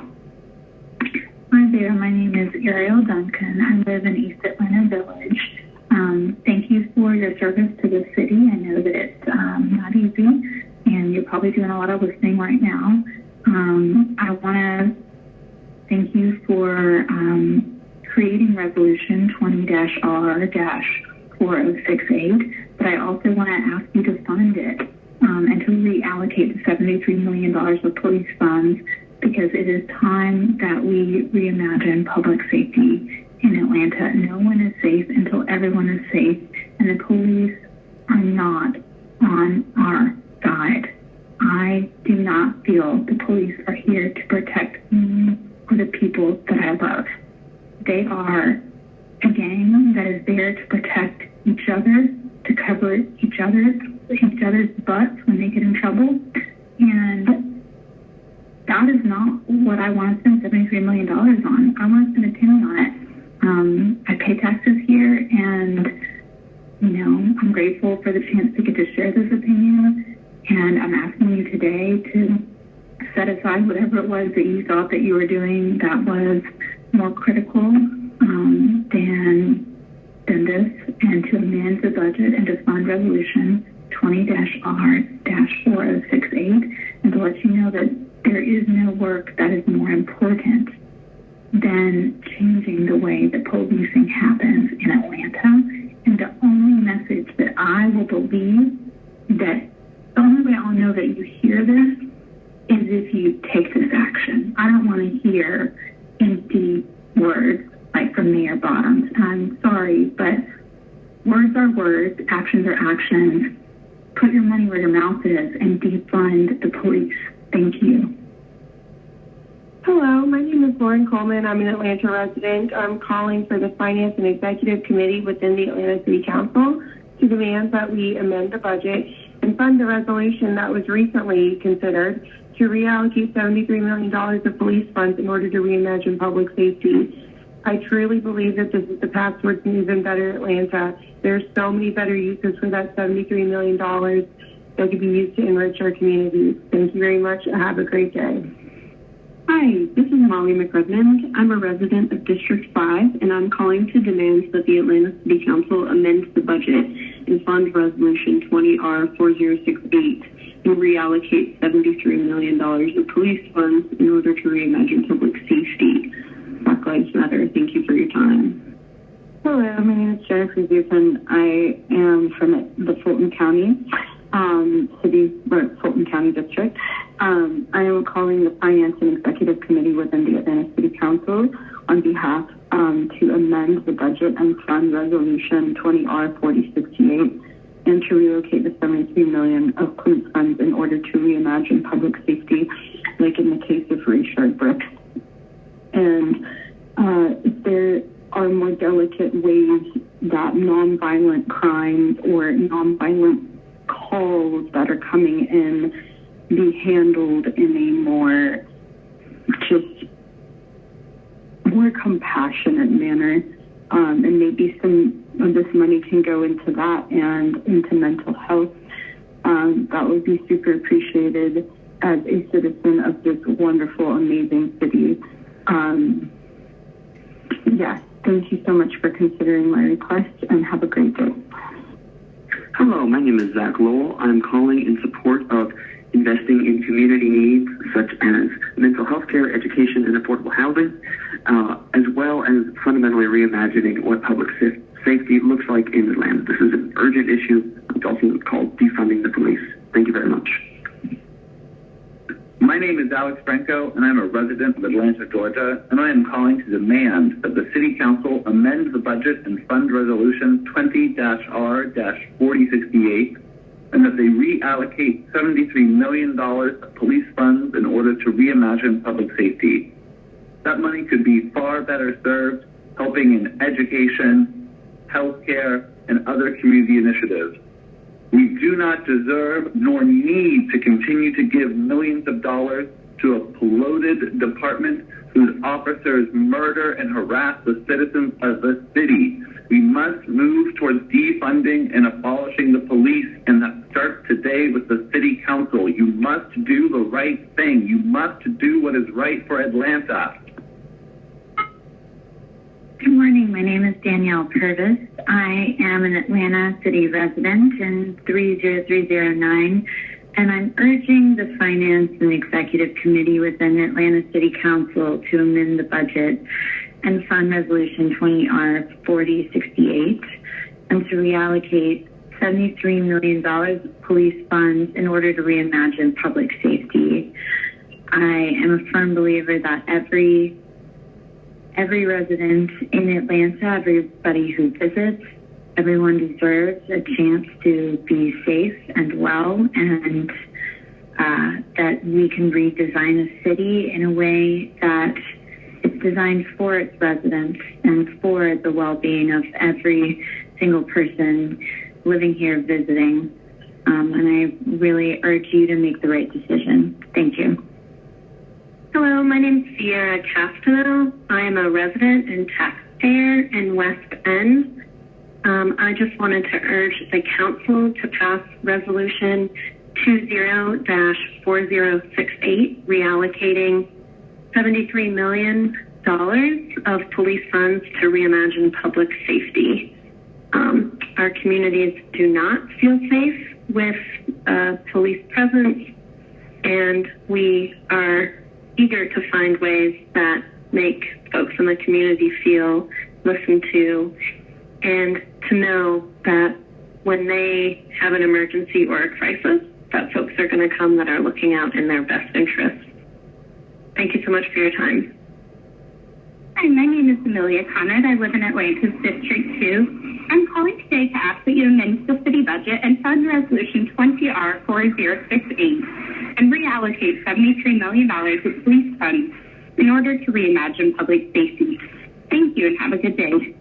Good morning. My name is Courtney Smith, and I am a resident of the Atlanta area. I am calling with the demand and not the request to amend the budget and fund resolution of the 20-R-4068, plus to reallocate $73 million of police funds in order to reimagine public safety. We have seen time and time again that although the police's motto is to protect and serve, they are very selective in whom they choose to show that model and prove it to be right. We see that Black people are targeted, arrested, charged, and convicted more than any other race. And we can no longer turn a blind eye and say that we do not know what is going on. Therefore, I am asking for you to defund the police. They do not need $73 million. For what? For them to continue to get more armor and rubber bullet guns to shoot and tear gases to put on people in peaceful protest, for them to cover up more body cam footage, audio, and to erase and hide things that they have done. That money can be used for so many other things. There are so many communities that are defunded that can use better schools with actual books and computers that actually work. We need homeless shelters for the thousands of Atlanta people that sleep under bridges or on the sidewalk in hot, scorching weather, or when it's raining, or when it's freezing cold outside. We need community centers for people to actually have a place to go and to stay out of trouble. We are the city of Atlanta. It is predominantly Black. We have been here. We are going to stay here. And you, as the people, if you say, like you say on your voicemail, that it's an honor to serve us, prove that to be true. Take what we're saying and listen to what we're talking about. We're tired, and we're not going to continue to just allow these things to happen and not speak up. You have a job to do, and that job is for the people of Atlanta. Thank you. Hi, my name is Susie McGee, and I'm a resident of the city of Atlanta. I'm calling to ask you all to amend the budget to fund Resolution 20-R-4068 and reallocate $73 million that's currently proposed to fund the police so that we can actually begin working towards public safety for everyone in Atlanta. Thank you. Hi there. My name is Hannah F. Leeson. I'm an Atlanta resident. Specifically, I live in DeKalb County. And I am calling on behalf of the City Council meeting coming up with regard to the budget here in Atlanta. And I am demanding that all committees amend the budget and fund Resolution 20R4068. That's Resolution 20R4068, and reallocate $73 million of police funds back into our community. I think this has gone on long enough where we are no longer advocating and investing in our communities and our city, but instead continue to funnel our funds into the police, who have shown to abuse that power, take innocent lives, and have no accountability. So again, I am demanding that we amend the budget and fund Resolution 20R4068, and then reallocate $73 million of the police funds in order to reimagine public safety here in Atlanta. Thank you. Hello, my name is Claire Zage, and I'm a resident of Fulton County in Atlanta, Georgia. I'm calling to leave a comment for the Finance Executive Committee, which I understand is meeting on Wednesday, June 24th. I'd like to place a demand or a comment, whichever have you, to amend the budget, the city budget, and to fund Resolution 20R4068. In addition to that, and to reallocate $73 million of police funds in order to reimagine public safety, including, of course, funding 20R4068, as well as supporting and advocating for the redistribution of funds going to the police budget back to social services in the city, such as healthcare, education, and emergency health services, and other services that are not involving the police. Thank you so much for your consideration. I find this to be of utmost importance, and I know the community agrees, and I hope that you will too. Hi, my name is Helena Herring, and I live in the city of Atlanta in Midtown. And I'm calling because I hope y'all will make the right choice to defund the Atlanta Police Department. I was so encouraged to see the resolution that got put forward and passed to take half of the police's budget and hold on to it so we could make some changes in the city. And then really disappointed to see that you didn't put your money where your mouth is and you kept the police budget the same. I really encourage y'all to, in this moment of national crisis, when we have a moment to build a better world, to do that in this wonderful city. I hope you defund the police department. I hope you take that 50% of their budget and spend it on things that can support the Black community. We can spend it on health care. We can spend it on mental health services. We can spend it on housing. We can spend it on after-school programs. There are so many positive things that we can spend that money on that are going to make our communities stronger and safer, and I really hope that y'all do that. You have an obligation to this city to keep us safe, and it is abundantly clear that the police are not doing that. They are making us less safe and killing people, and it has got to stop, and it's within your power to change it. Thank you. Hi, my name is Rachel Will, and I am calling with a request to amend the budget fund and to fund Resolution 20R4068 and reallocate $73 million of police funds to reimagine public safety. I'm a constituent. I live in Kirkwood, and I implore the Finance Executive Committee to take these steps. Thank you. Hi, my name is Maria Sopnikova. I live in the city of Atlanta, specifically District 3, which is represented by Antonio Brown. On June 19, 2020, the City Council voted and passed Resolution 20-R-4086. This resolution requires the mayor and the police to produce a report containing thoughtful, significant, and comprehensive changes to our public safety system by December 1st, 2020. An earlier version of this resolution made $73 million of the Atlanta Police Department budget contingent on providing this report. Unfortunately, in the second vote, the council failed to set aside these funds, and Resolution 20-R 20R-4086 now lack the necessary resources to be effective. Therefore, I am calling to ask that the committee amend the budget and fund Resolution 20-R-4086, reallocating $73 million of police funds in order to reimagine public safety. Thank you very much. Hi, my name is Jordan Langrover. I'm a resident of Old Fourth Ward. I'm calling to demand that the budget be amended and you fund the Resolution 20-R-4068 to reallocate $73 million of police funds in order to reimagine public safety and to fund the police. Thank you. Have a great day. Hi, my name is Lila Miller, and I am calling today to demand that the budget and fund resolution 20R-4068 be amended, as well that $73 million from the police funds be reallocated in order to reimagine public safety throughout Atlanta. Thank you.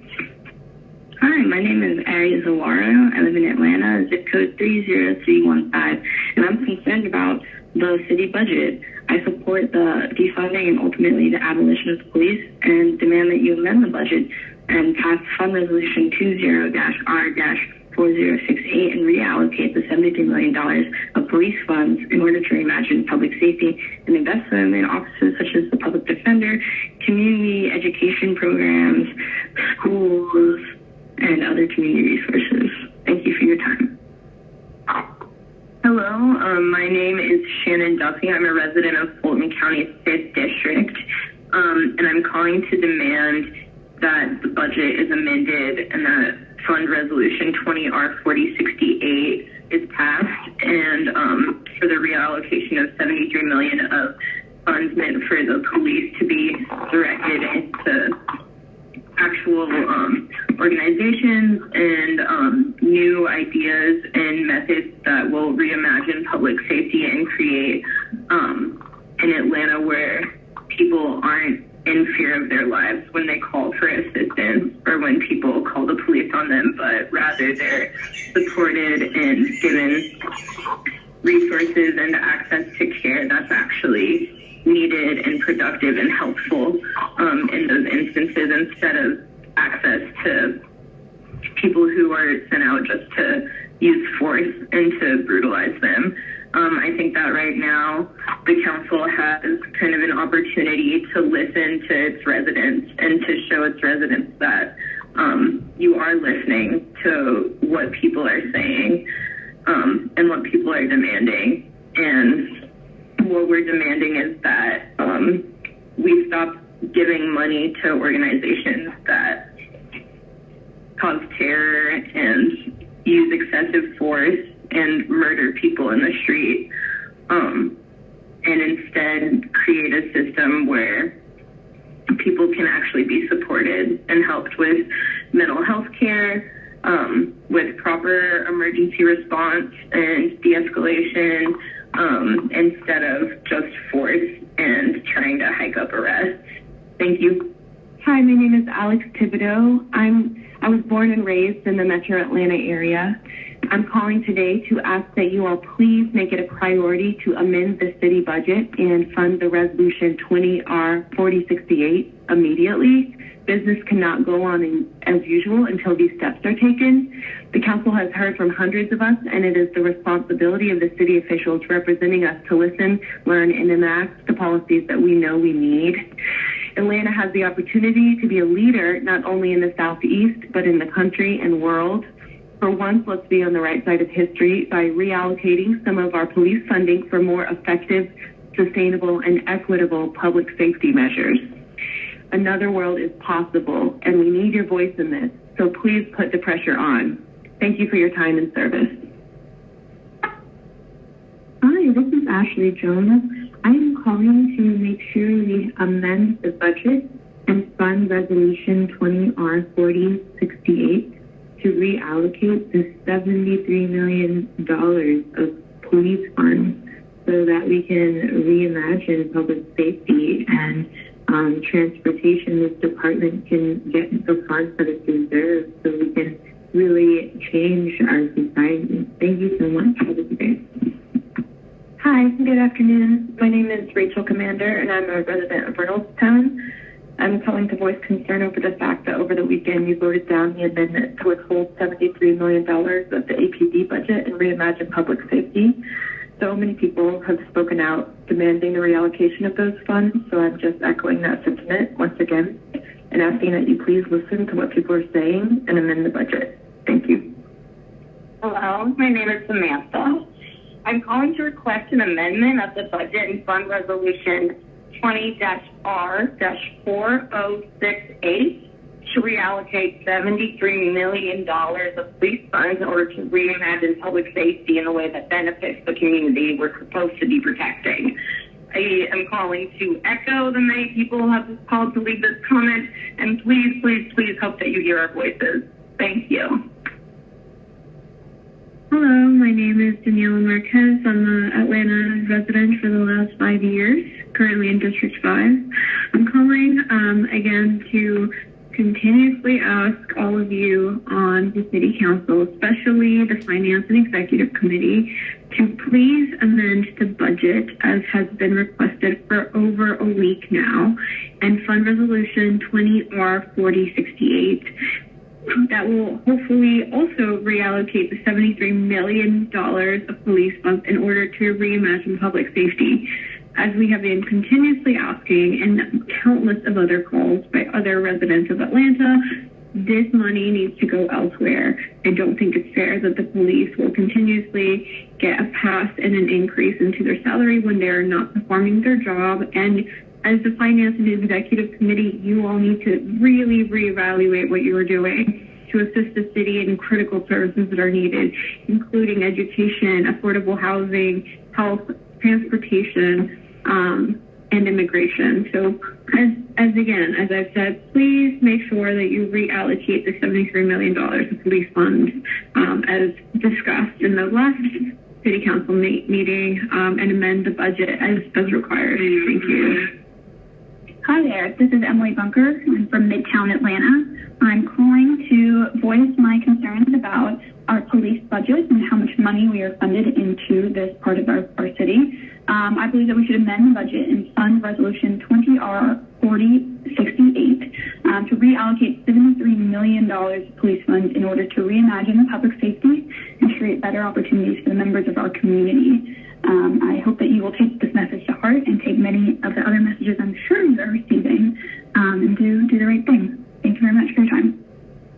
Hi, my name is Taylor Kinzer, and I'm calling to demand that they amend the budget and fund Resolution 20-R-4068 to reallocate $73 million of police funds in order to reimagine public safety.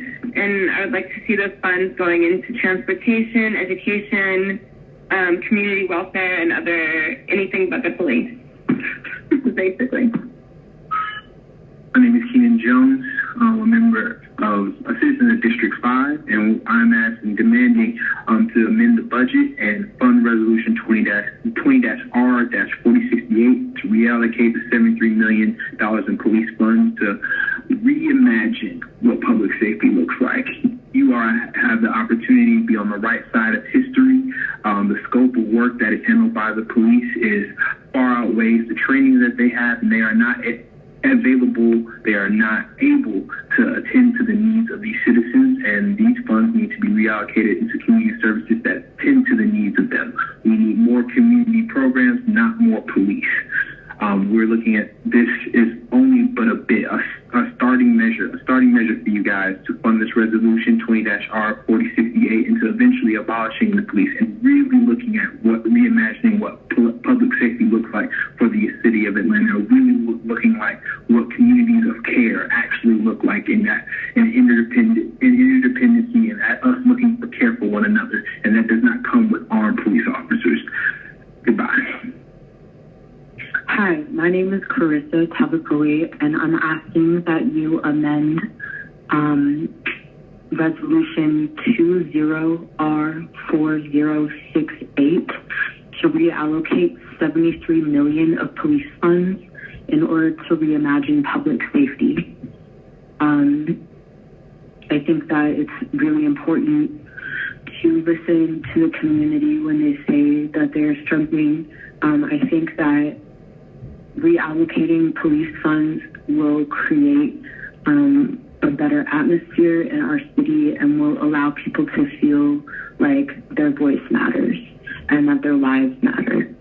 Thank you for your time, and I look forward to hearing you do the right thing.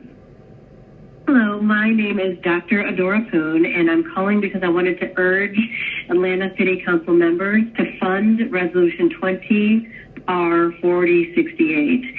I completely support the implementation of trained, unarmed professionals to respond to calls on nonviolent crime matters in an effort to create safer neighborhoods.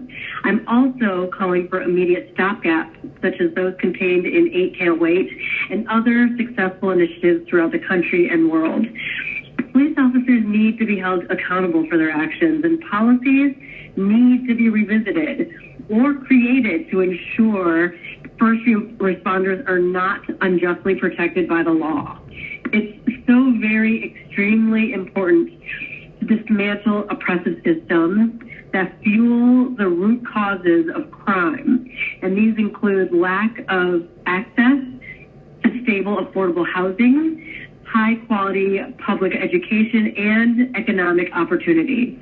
The Atlanta Police Department budget needs to be held for the third and fourth quarter of the fiscal year of 2021 in a public safety and community support restricted fund, while a review of the city's approach to public safety and policing is conducted. Additionally, the Atlanta Police Department budget needs a full audit to determine appropriate use of funds and ways to reduce their annual budget, because their current budget is ridiculous. We need to reduce the Atlanta Police Department's annual budget, and that will allow us to reallocate money into much more important, or well, I shouldn't say more important, but I should say extremely important wraparound services such as education, housing, mental health services, drug rehabilitation programs, and youth services. So please fund Resolution 20R4068. Thank you so much for your time. The U.S. Attorney, the District of Columbia, keep any heavy pressure from the highest levels of the Department of Justice.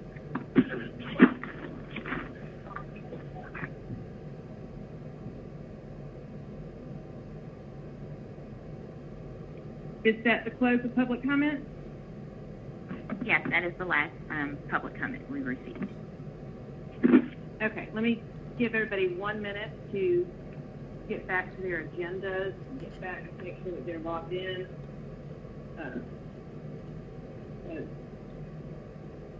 Colleagues, we're going to move in just a minute to our consent agenda. I'm going to make sure everybody's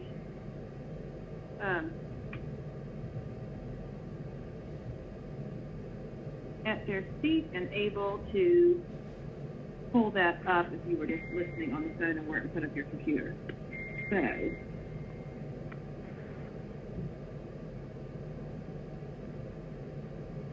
that will actually bring us to our presentation before we move to our consent agenda. So I am going to call on the Finance Department next to first give their third quarter fiscal year 20 report, and then after that they can give their COVID-19 update. So when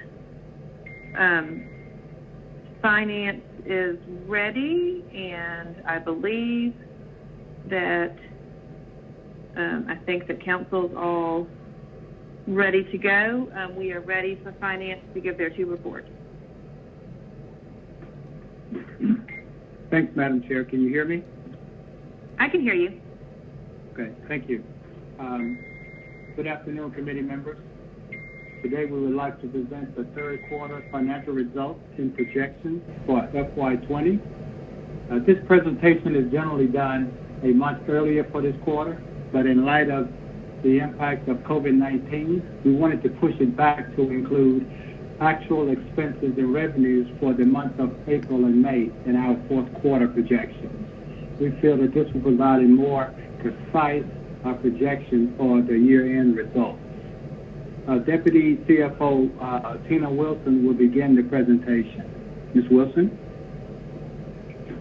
Thank you, and good afternoon. We can move to the next slide. Our agenda will include the quarterly report overview, governmental funds overview, which will cover general fund revenues and expenditures, then the proprietary funds overview covering the major enterprise funds, and conclude with the debt and investment portfolios. Next slide. Downtown and the general fund side, I'll get with her after this call to find out that information.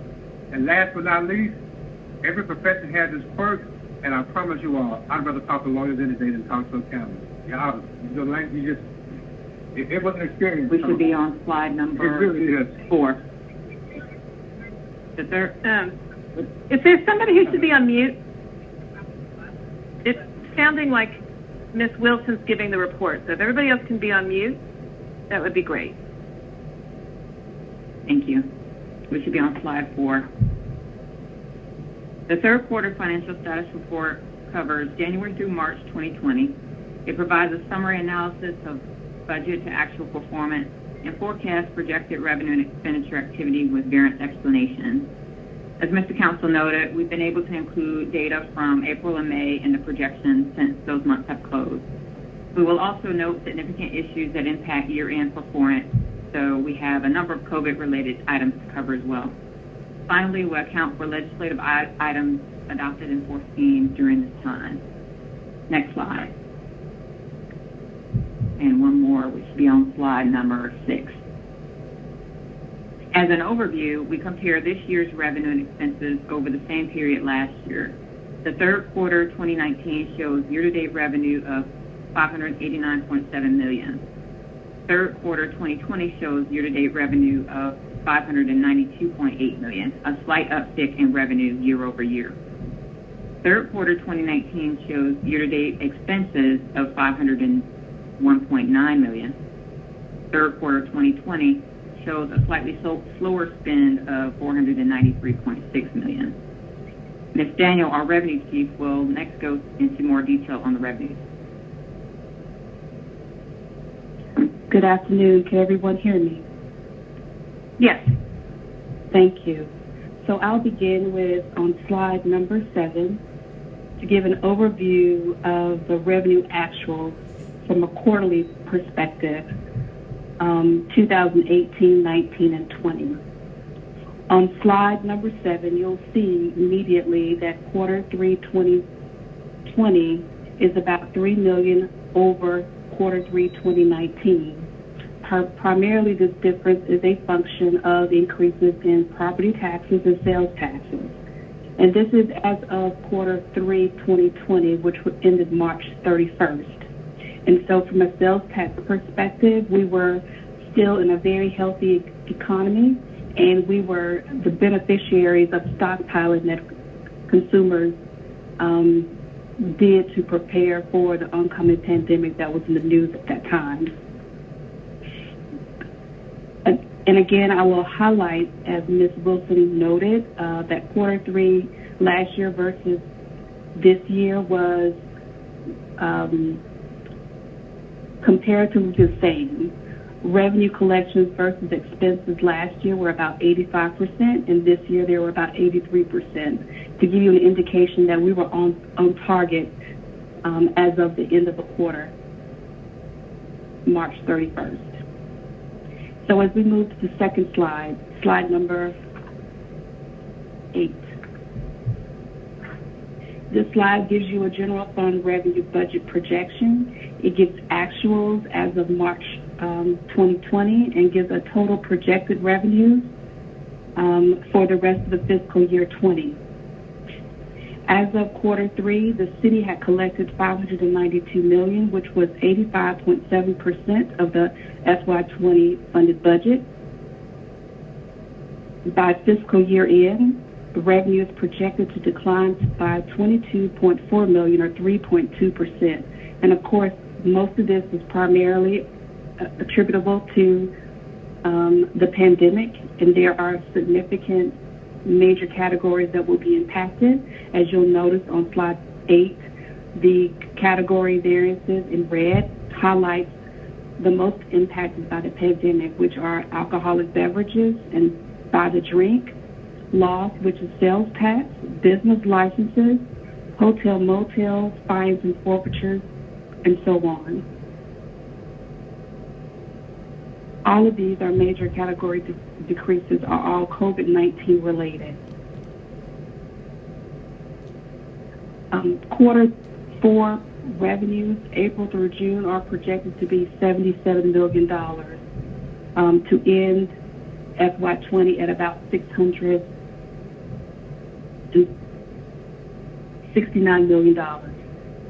That concludes the revenue review for this presentation, and I'll now pass it on to Charles Bell to discuss expenses.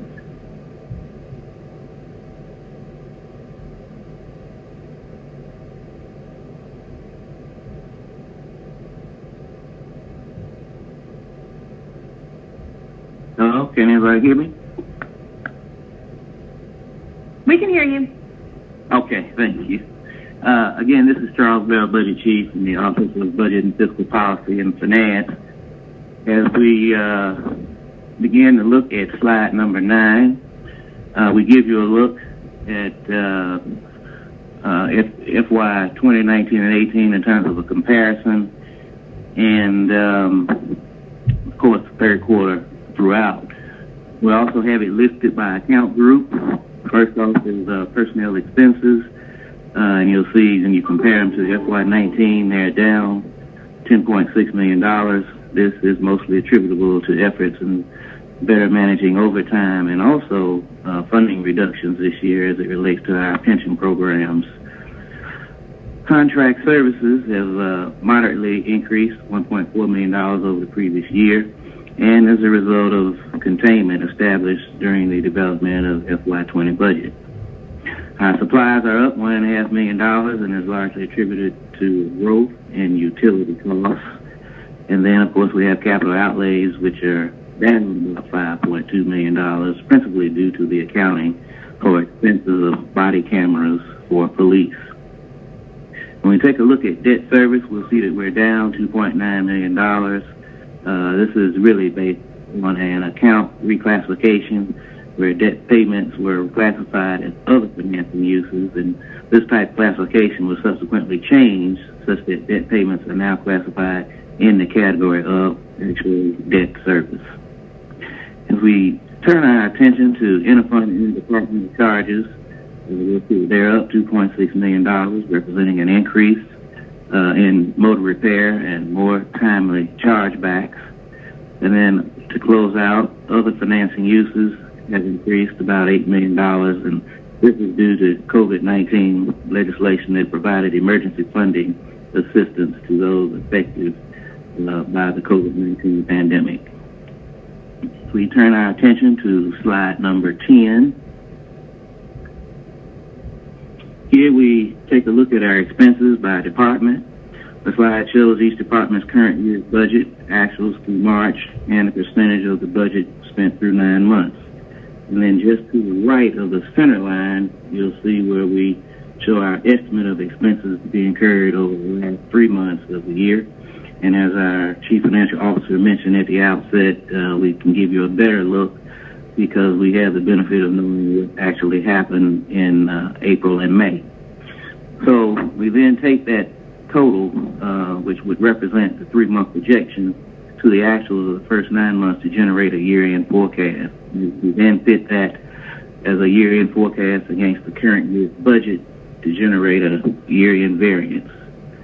It's important to note that with support from the CARES Act, our year-end forecast highlights the fact that our financial performance will finish about $7.1 million over, I should say, under budget, as opposed to what you see on the higher line as you look to the bottom right portion of the slide, as opposed to a preliminary total of $1.4 million over.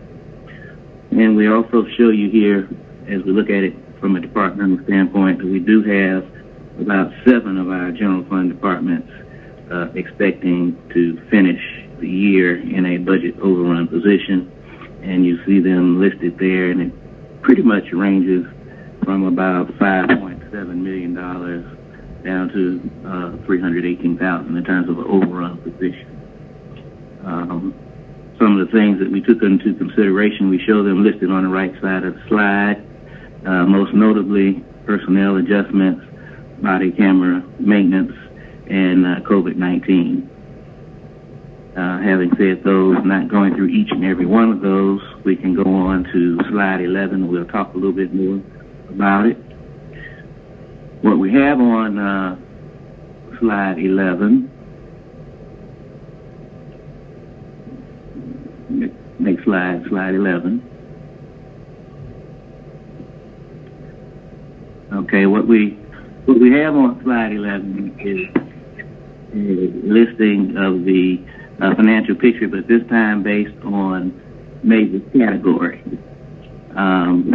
You see there personnel there at the top, running down through other financing uses. The budget for personnel, $436.1 million out of the total $692.1 million budget.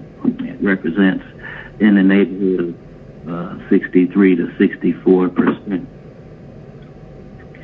And you see there we spent $315.2 million in personnel for the first 9 months, and that represents 72% of the personnel budget.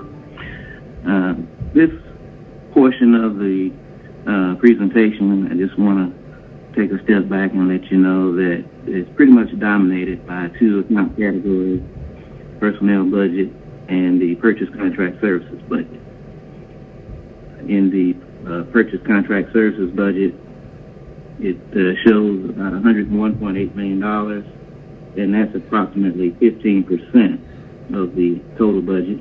We're anticipating $35.7 million to be spent in the final quarter, and that would equate to roughly $100.9 million, making up our year-end forecast. And I'm skipping over to the right side of that slide, a couple of columns over beyond the middle gray bar there. As we kind of go on down, we'll note that we're projecting a budget underrun of $895,000, and planning received about $6.5 million of additional funds in the second quarter, and an anticipated spend of $3.5 million for zoning rewrite. But it did not quite go off as planned, and will pick up in the FY21 budget. If we go on down to the supply category, again, you'll see that the budget's listed in the first column, and we, in the end, project that supplies will be about $5 million over budget. Basically, we're looking at COVID-related expenses of about $1.7 million. Police, in terms of uniforms and computer equipment, about $3 million, and then parks, $470,000, which is primarily due to an increase in water utility. Capital outlays are projected to finish about $801,000 over budget, and that's pretty much related to police body cameras. It's offset by $1.2 million, and there's an offset to fire's deferment on its $400,000 burn building project, which should be picked back up in FY21 as well.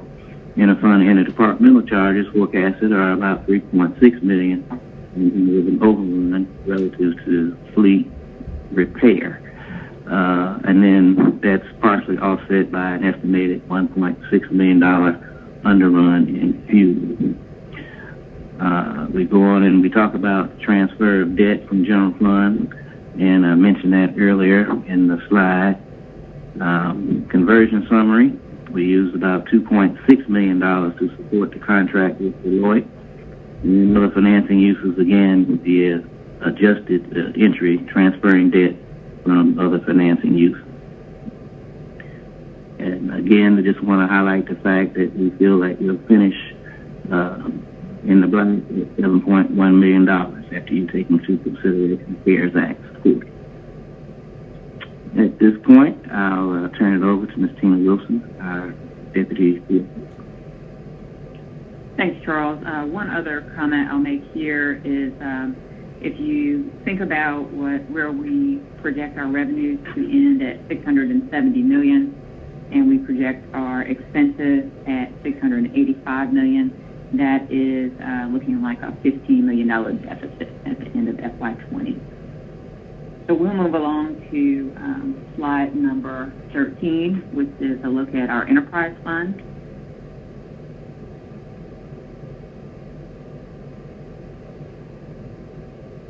And as you already have anticipated, aviation was hard hit by COVID and has projected their revenues to come in about $150 million short of anticipation. Expenses are projected to come in under budget by $152 million, mainly in reserves, but also some savings in contractual services due to a lower operations at this point. Watershed has projected revenue to come in about $37 million higher than anticipation. They too consider the impact of COVID on most, but haven't experienced as hard a dip in revenue just as we've seen with loss. Their expenses are projected to come in about $100 million under budget, again mostly in reserves and savings in contractual services. Solid Waste is projecting revenue to come in slightly higher than anticipation by $5.7 million. This takes into consideration the new rate, and their expenses are projected to overrun by $3.2 million, mainly in their fleet charges and contracts related to recycling. And finally, I'll turn it over to Mr. Watson to go through our debt and investment portfolios. Yes, good afternoon. This is Mr. Watson from the Treasury Group. We have two quick slides to review here. First of all, the debt portfolio on slide 15 gives you a great outline of what's happening across the enterprise fund as well as the general fund when it comes to debt. We have about 6.8 outstanding, which is a small net increase of about $271.5 million. If you look at the details in the chart below, you can see that natural amortization across most of the other funds is counteracted by the addition of debt at the Department of Aviation from the deal that was done late last year, November 2019 or so. So that's where that increase can be attributed to. If you go to the next slide, slide 16, there we'll talk on the asset side of the balance sheet and look at the overall portfolio yield for the last quarter period. It was about 184 basis points in comparison to the index of about 24 basis points. Just to give you food for thought, across the yield curve from 3 months out to call it the 5-year points, yields are in the 14, 16, call it 20 basis point area. So rates are much, much lower now. Hence, you'd see that benchmark rate being down at 24 basis points.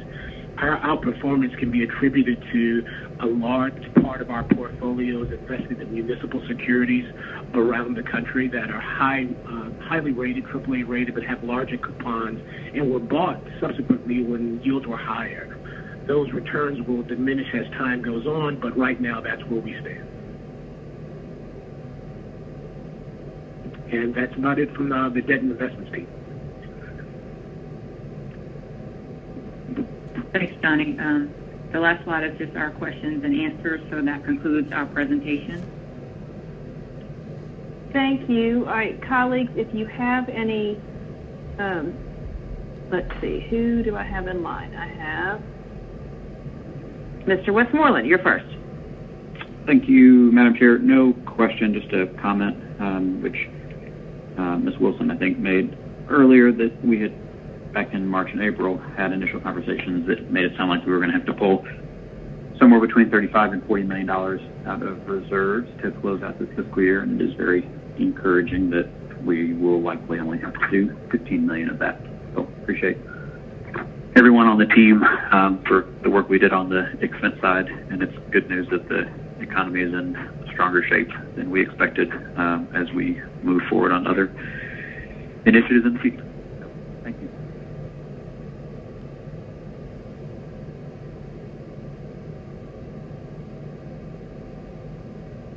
Thank you, Mr. Westmoreland. I had a problem getting myself off mute. Anybody else have questions on the third quarter presentation? All right, then let's hop into the COVID-19 update from Finance.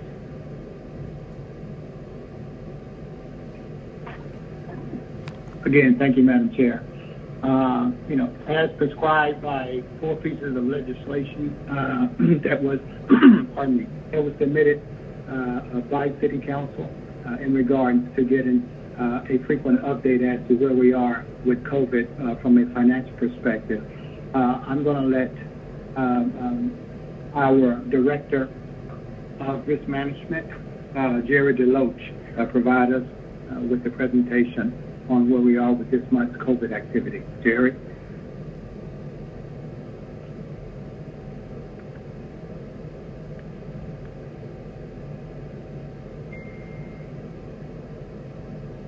Can we get Mr. DeLoach off mute? I'm pretty sure I heard him with us earlier, so he was here.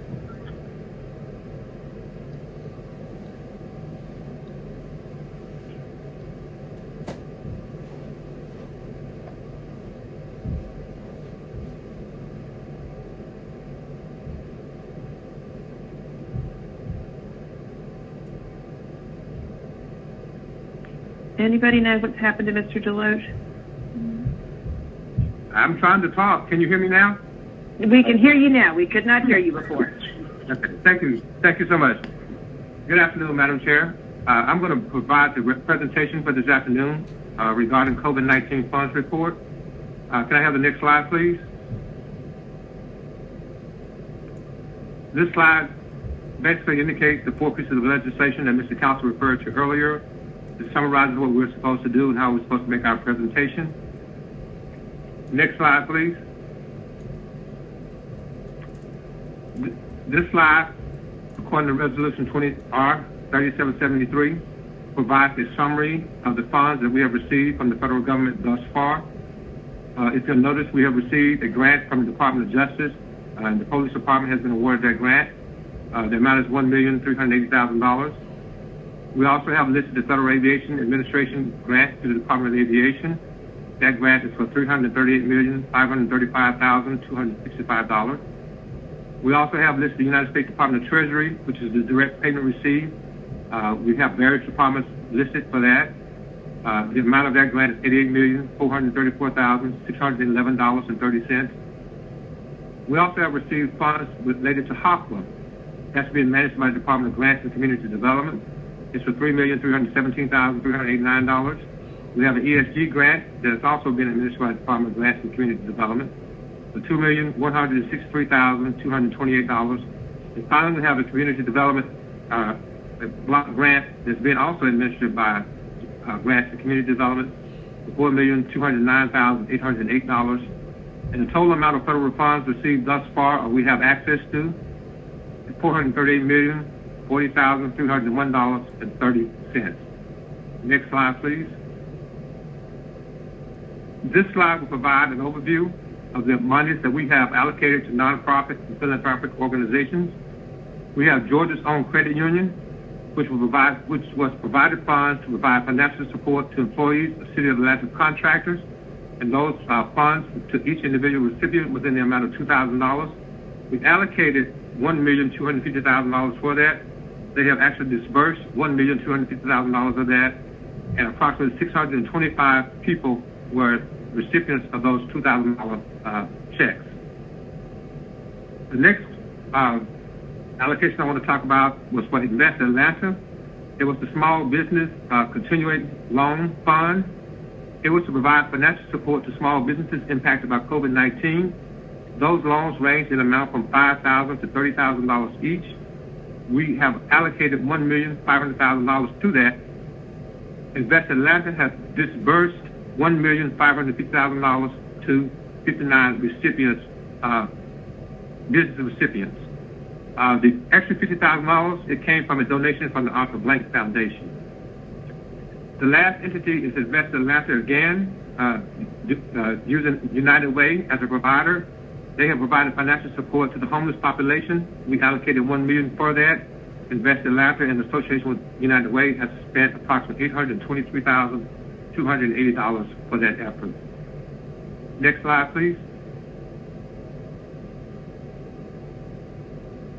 By legislation 20R3787 and 20R3914, we have to provide a summary donation that's provided to the City of Atlanta in relation to COVID-19. The first column indicates who provides a particular donation. The second column indicates the donation that we had received as of 5/27/2020, which when we made our last report. At that time, the donations totaled $336,151.54. Since that time, as of 6/24, we have received an additional $90,975 in donations, which brings our total donations now to $427,126.54. The second entry below, it indicates the departments that have received those donations up to this date. Next slide, please.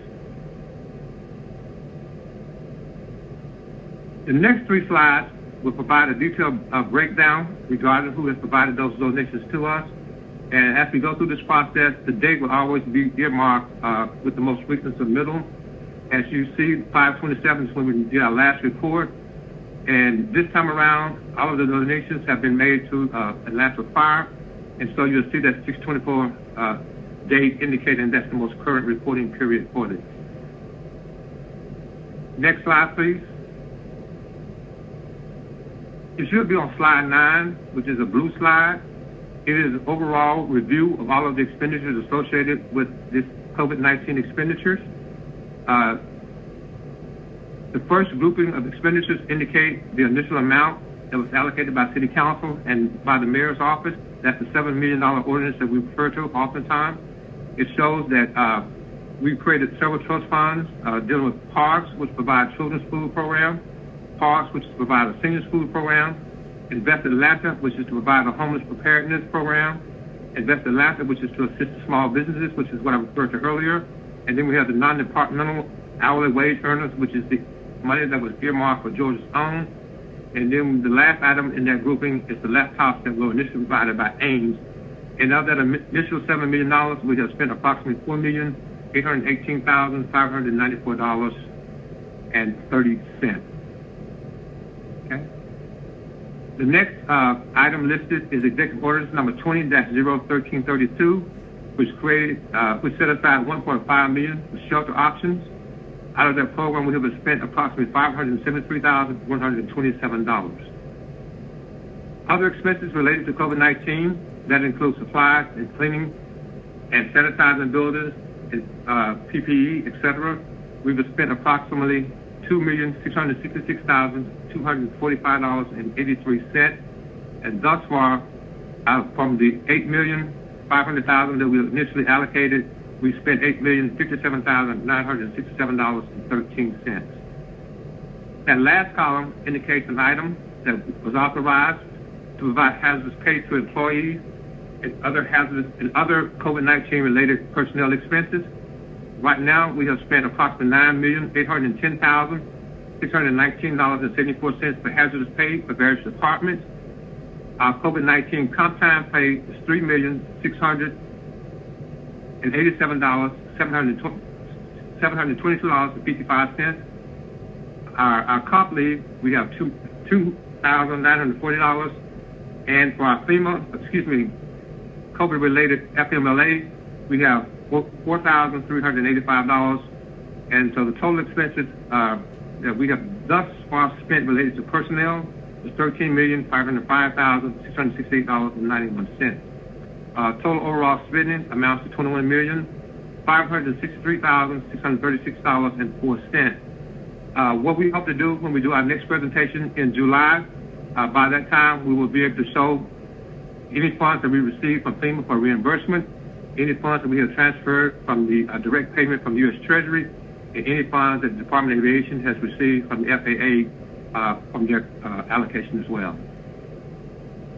And that concludes our presentation. thank you for making time to be with us today. We appreciate it. Does anybody have any questions on this presentation? Mr. Westmoreland, I see you're up, but that may have been from last time. It was. Sorry. Okay. Anybody have any questions on the finance COVID-19 update? All right. Well, thank you. We're going to move on into our legislative agenda then, starting with our ordinances for first read. And either Ms. Kempson-Wright or Mr. Pace, can you please do our first read? Yes. Item number 1 is 20-01464, an ordinance by Finance Executive Committee waiving Chapter 2, Article 10, Section 2, 1332A of the Procurement and Real Estate Code of the City of Atlanta Code of Ordinances to authorize the donation of previously used computer equipment to the Atlanta Development Authority doing business as Invest Atlanta and for other purposes.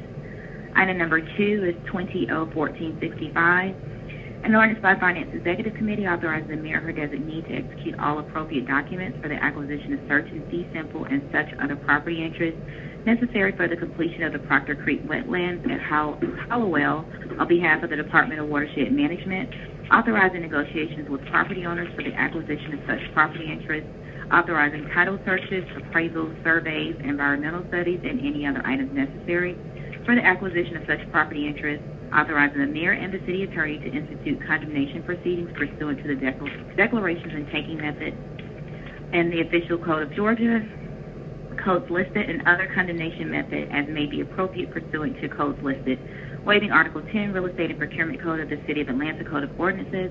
All contracted work and payments for property interests will be charged to and paid from the fund, department, organization, and account numbers listed.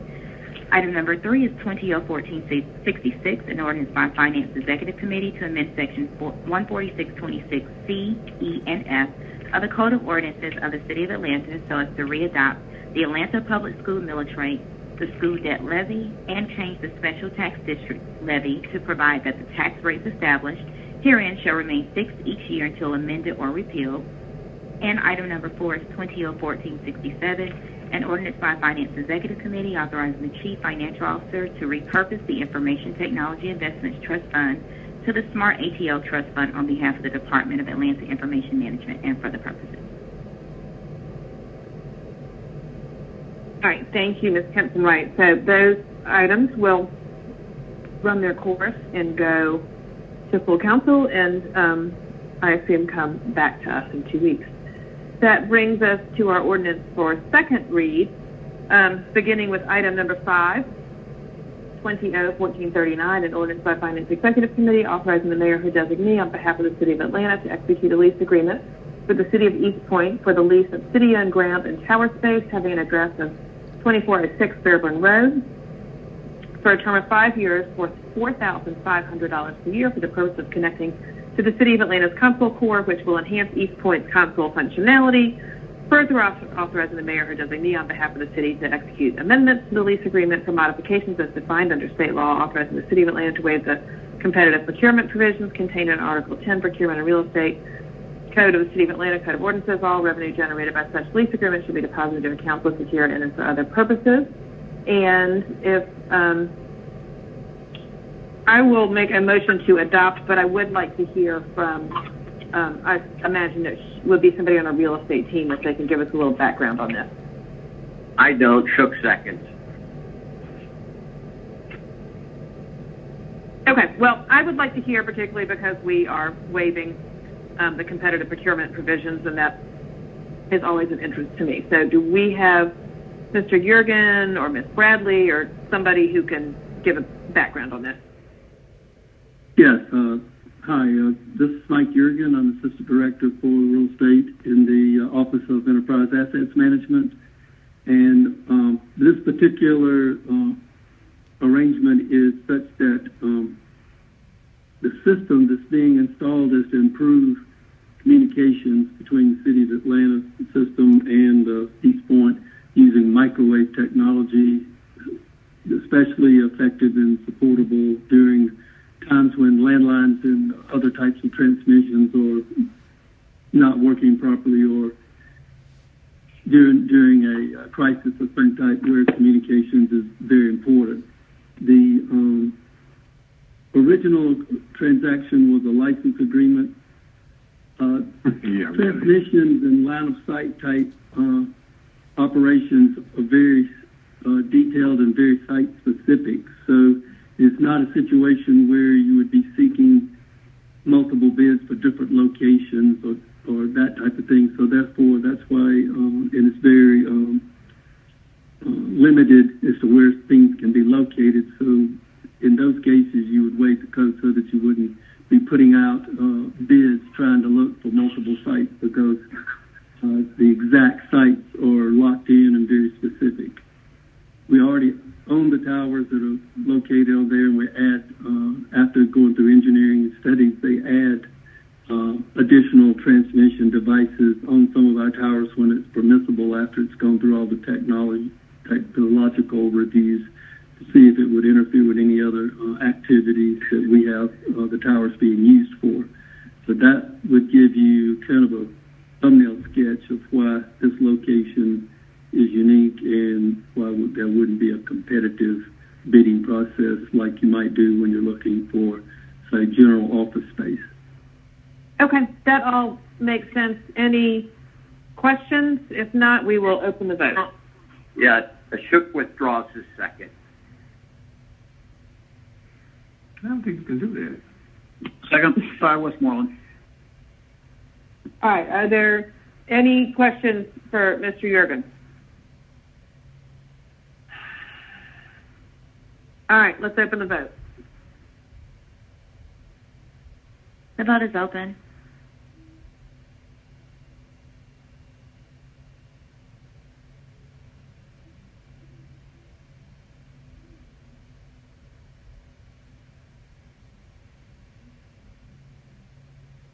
Will everyone please vote?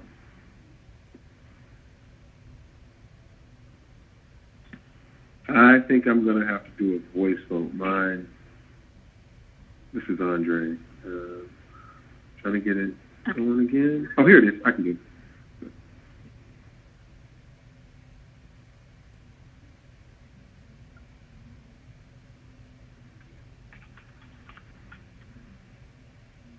Will everyone please vote?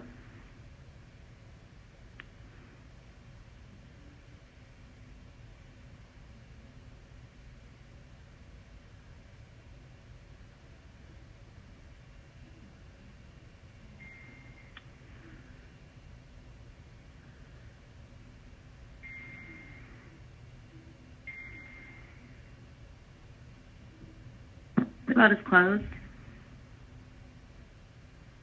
All right. 5 yeas, 0 nays. Okay. I'm sorry. Shook was prevented from getting online thanks to Ring Viewer. I vote aye, and the rest of the meeting will need to be addressed verbally. Thank you. Okay. I will do that. So it's going to be 6 yeses, 0 noes. This item is favorable. Brings us to item number 6, 20-1440, an ordinance by finance exec to authorize the chief financial officer to amend the fiscal year 2020 general fund budget to create additional department organization numbers within the Oracle financial system for the Department of Enterprise Asset Management and for other purposes. I will move to approve. Second by Westmoreland. Second. All right, I heard a second by Westmoreland first. Mr. Davis is with us if anybody has any questions, so let me know. Otherwise, let's open the vote.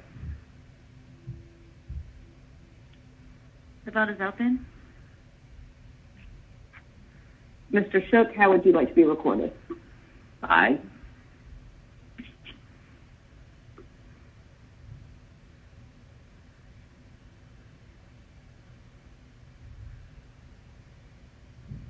All right, the item is favorable, 6 yeses, 0 noes.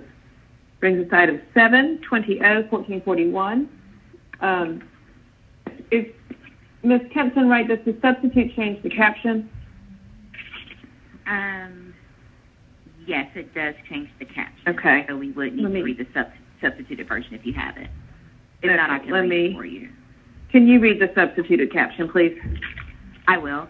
It's a substitute ordinance by Finance Executive Committee, amending Ordinance 19-0-1731 adopted by City Council on January 6, 2020, and approved as per City Charter Section 2403 on January 15, 2020, for the purpose of correcting certification criteria, term, and application of the Local Preference Program in amended Chapter 2, Administration Article 10, Procurement and Real Estate Code, Division 4, Source Selection and Contract Formation Sections 21188-1, Local Preference Section 21189, Competitive Steel Proposals, and 21193, Competitive Selection Procedures for Professional and Consultant Services and for other purposes.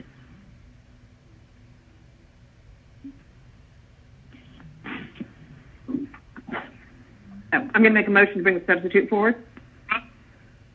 Second by Westmoreland. All right, let's open the vote on the substitute. The vote is open.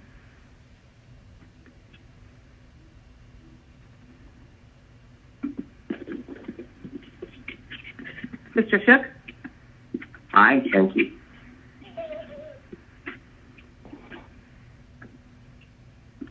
All right, that was 6 yeses, 0 no's to bring the substitute forward. I will make a motion to adopt on substitute. I believe we have Mr. Clark with us if anybody has any questions about the paper.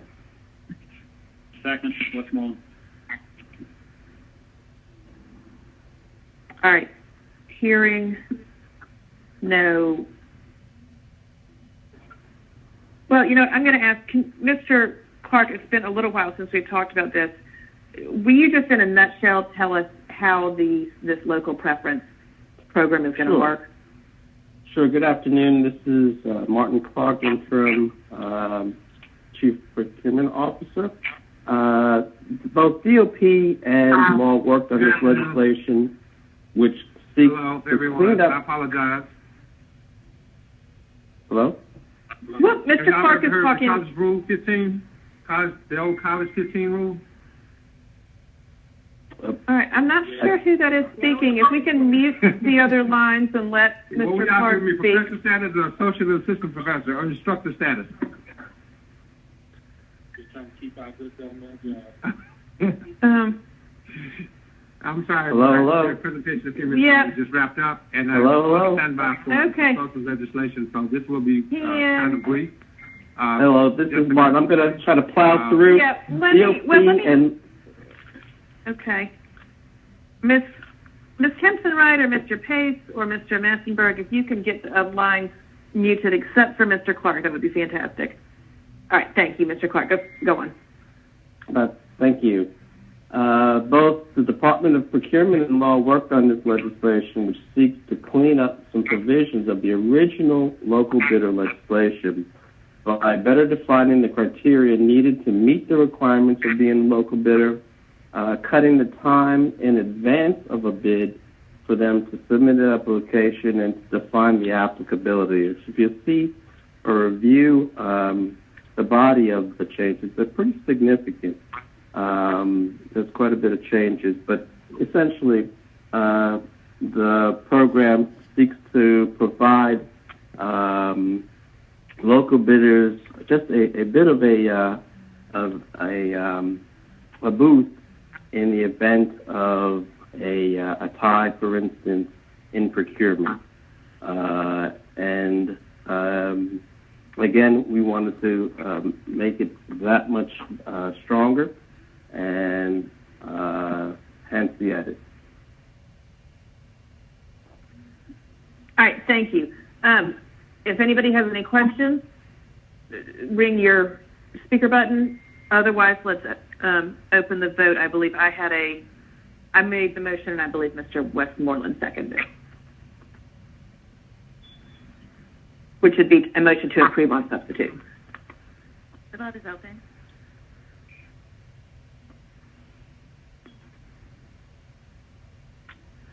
Mr. Shook, how would you like to be recorded?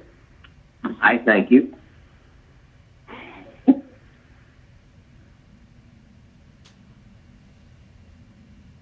All right, that is 6 yeses, 0 no's. This item is approved on substitute.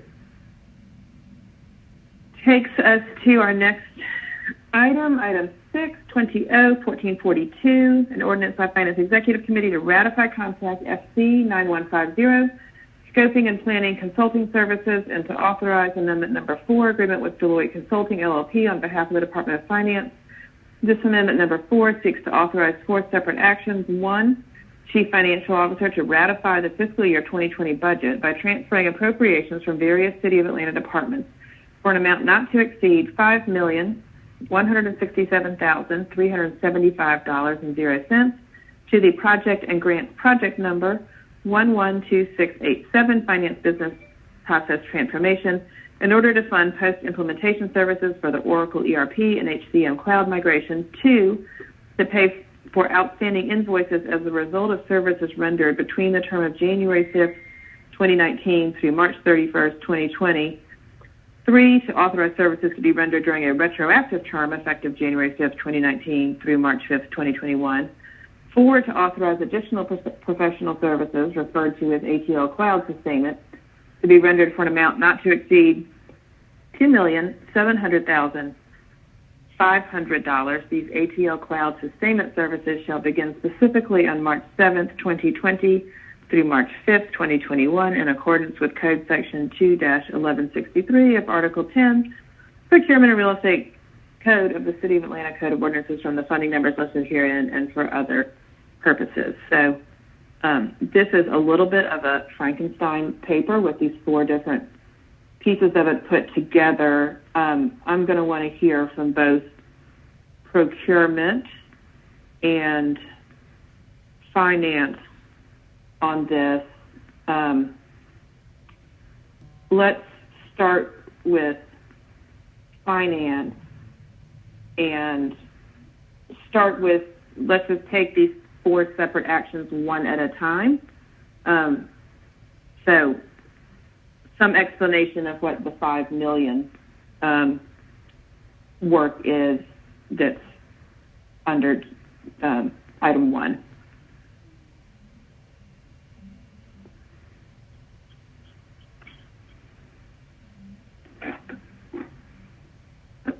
Hello, can you hear me? Yes. Hey, good afternoon. This is John Gaffney from the Finance Department. I'm going to do the best I can to peel back this onion because I do understand it's a little bit messy. But essentially what we're trying to do is pay the outstanding bills for some work that was done between March of 2019 and March of 2020, and that's the $5.167 million. I think which I'll explain in a second what that was. So, and then the second part of that is to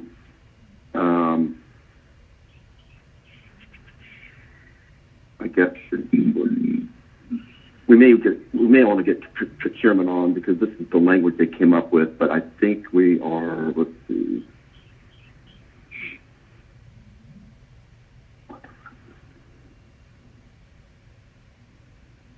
Yeah, let me just briefly talk about the 2 engagements that we want to get ratified today.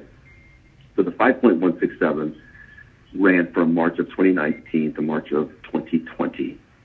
And what that was as we went live with Oracle Cloud in January of 2019, Deloitte was engaged with the city to essentially monitor and stabilize the platform in those 4 to 6 months after we went live, which was a huge amount of work. We were the first major city to actually implement what IT folks call a big bang, and we are now 100% cloud ERP.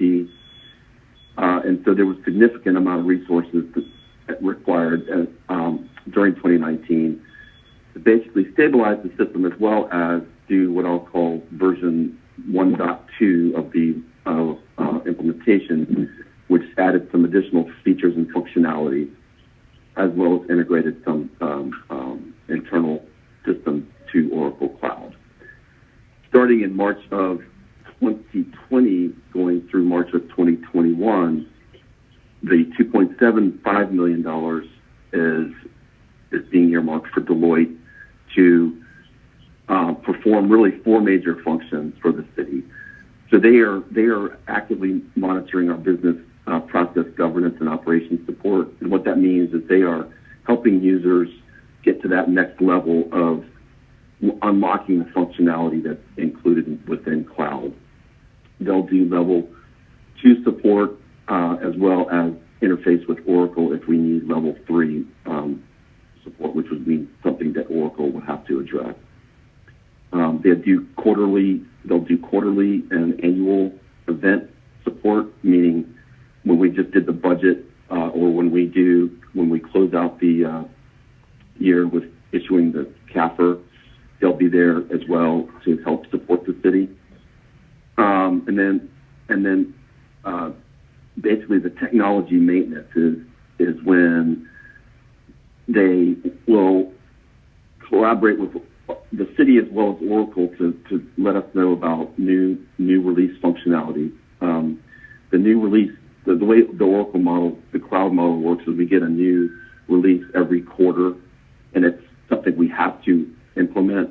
And so they'll coordinate with the city, obviously, and take a look and see what's coming and make sure it's in line with the city's strategy as it relates to the technology. And then finally, they do the release management, which is they will support and do all of the testing required, which is significant over about a 3-week period to when they push a new release out to make sure it doesn't break any of our internal processes. So there's probably close to 2,000 test scripts that they have to run, which they'll do around the clock because they've got offshore resources in India to make sure that when they do push a release out, it like I said, doesn't break anything and prevent us from paying people or paying vendors, etc. And so with that, those are the two major asks, is that we obviously be allowed to pay the bills from the 2019 engagement as well as to authorize this new 2020 engagement. So thank you, Mr. Gaffney. To just back this up, the contract FC 9150 with Deloitte, was that just completely focused on this conversion to cloud, or was that a broader contract with Deloitte? Yeah, I think that gets to the heart of the issue we had with this particular paper, because when we initially engaged Deloitte back at this was 3.5 years ago, the initial plan for Deloitte was really business process review, because with Oracle Cloud, it's all based around best practice. And we knew that in many cases, the city did not have best practice going with relation to some of the functions it was performing. So the FC 9150 was the original vehicle. Then that morphed into the actual implementation of the system, which then turned into there was a 3-month extension done, and I think it was late 2019 that got us through March of 2020. And now this would be the 4th and 5th iteration of that original contract. And I think that when procurement was reviewing the history, I think there was some concerns around, well, do you need a new contract, or should we just amend the old one? And I think that was kind of the basis. And Mr. Clark can weigh in here as far as what he's found from his employees, but I believe that was the heart of the issue. It's turned into something. Yeah. Going back to that original contract, in the very beginning, was more of a consulting contract, but now it has turned. At some point, the decision was made: we're going to go to the cloud, and then it became a getting services or software as a service, or however we phrase it. That's what I'm trying to figure out. What, at the beginning, was it an analysis is what we had signed up for, and then it turned into we're buying something from Deloitte? Or was it always we're buying something from them? No. You're exactly right. So initially it was, to your point, probably a one-time engagement where they would come in, evaluate our business processes, and make some recommendations of how we get there in terms of having processes that wouldn't be impacted by the new software. That turned into, okay, now we need your help in determining, Deloitte, we need your help in determining which software solution is right. Is it this hybrid platform that we started down, which was partially on-prem and partially in the cloud, or does it make more sense to do the all-cloud approach? That was another engagement. Once the city... Both under FC 9150 or under earlier contracts? Exactly. It's all been under FC 9150 to my knowledge. Okay. Once internally AIM, Finance, Procurement, HR came to the decision to go all cloud, then we did obviously another paper for Deloitte to be the integration consultant, right? So the systems integrator. So they ended up replacing the Oracle consulting division as the sole consultant who was responsible for, getting us to go live. And now what's happened is the Oracle Cloud is unique in that what we're essentially signing up with Deloitte to do, at least through 2021, is something we've never had a requirement for, and that is to support these quarterly releases and doing what they call regression testing. So that's just a skill set that the city has, but it would be a huge disruption in work, in the workload. So we made, that's one of the primary functions of this contract that gets us through 2021. They're also, as I mentioned, doing a lot of help with the city in terms of just the continued change management, which is making sure employees know how to get the most out of the system. So whether it's Deloitte or someone else, we will need ongoing support, which is not unlike the Oracle old platform. We had Oracle consulting under contract for 10 years after we went live. Yeah, well, that's sort of my secondary questions. We'll get to that. I'm trying to make sure I understand right now all of the, the life cycle of this contract, and maybe I'm going to switch to procurement now because I want to understand.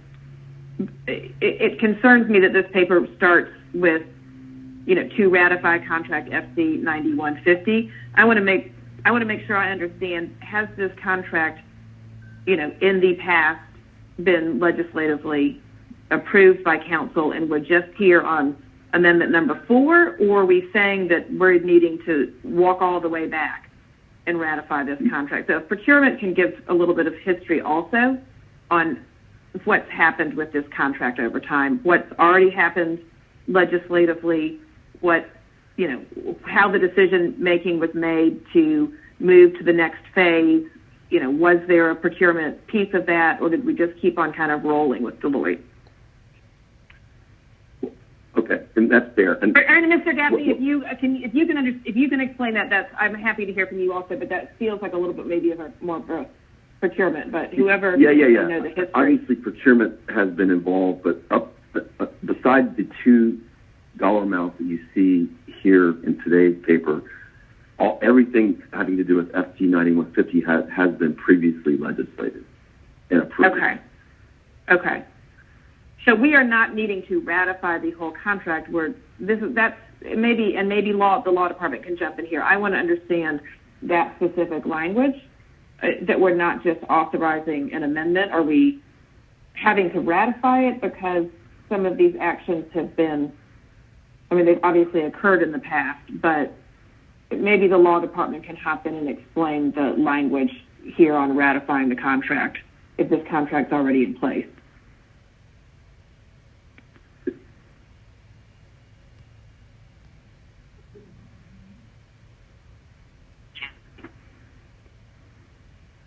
Hello, this is Serena Noel from the Department of Law. I am researching right now to determine whether the contract was initially authorized by legislation, and I'll be able to give you an answer in a moment.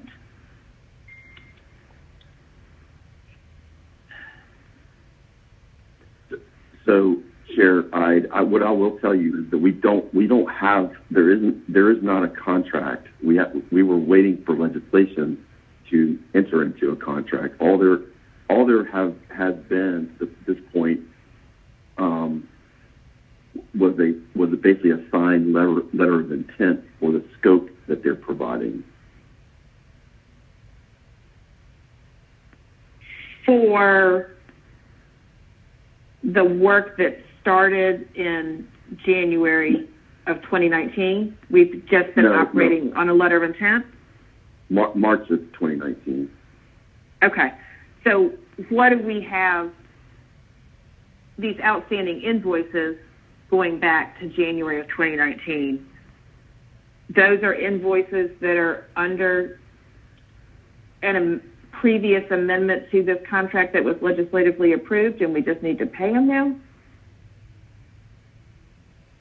No, this has not been legislated. I mean, that's been the problem. Okay.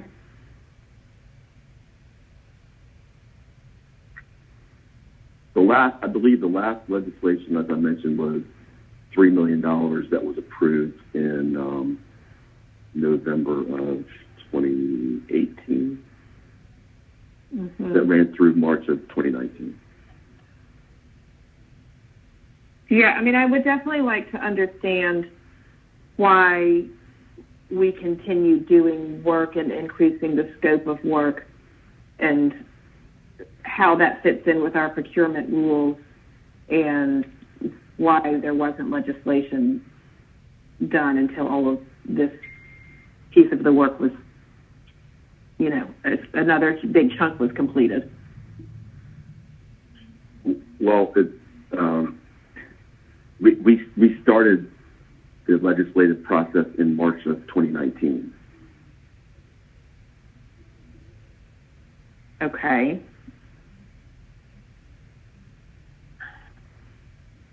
So maybe somebody from procurement can explain how we've gotten this deep into it without a contract approved.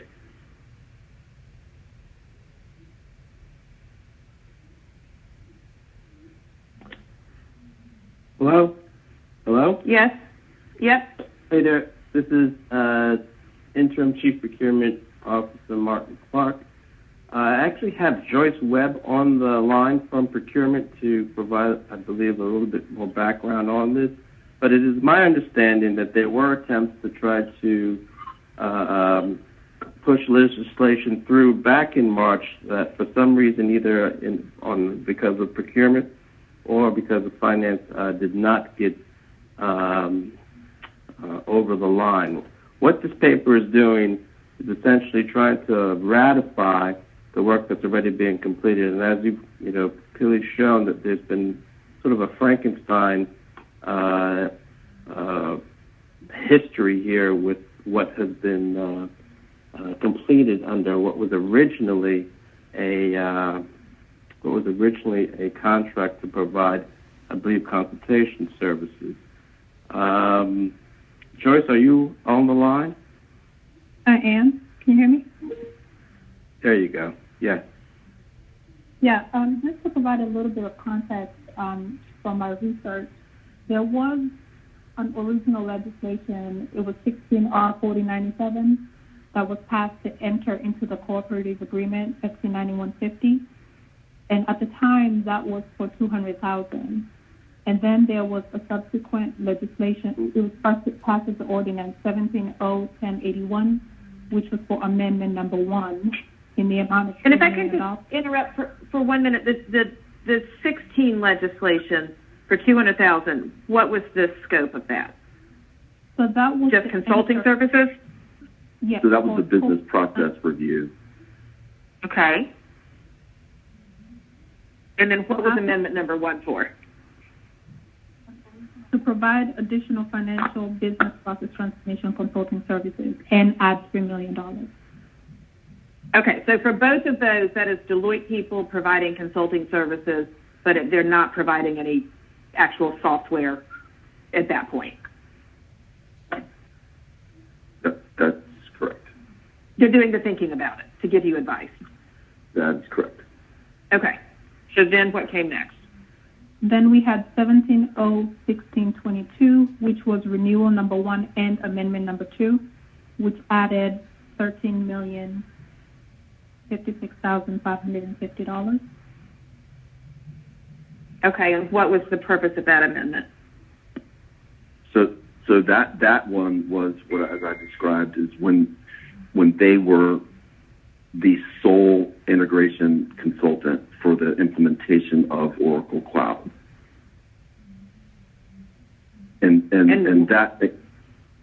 that was about, I think, an 18-month engagement. And was that put out to procurement to decide if that's who we should go with?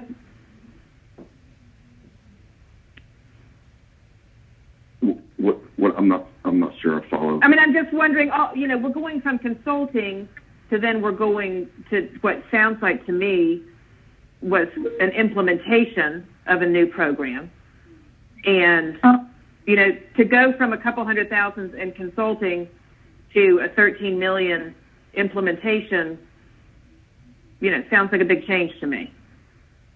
So I just want to I want to make sure I understand what happened legislatively and what happened via procurement to do that.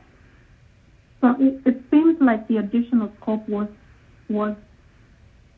appropriate under the General Services Administration contract that we were co-opting off of. So the additional work that the city needed was already included in the original co-op agreement that we were using. Okay, so this was never put out for bid. This was always under a co-op contract. Okay.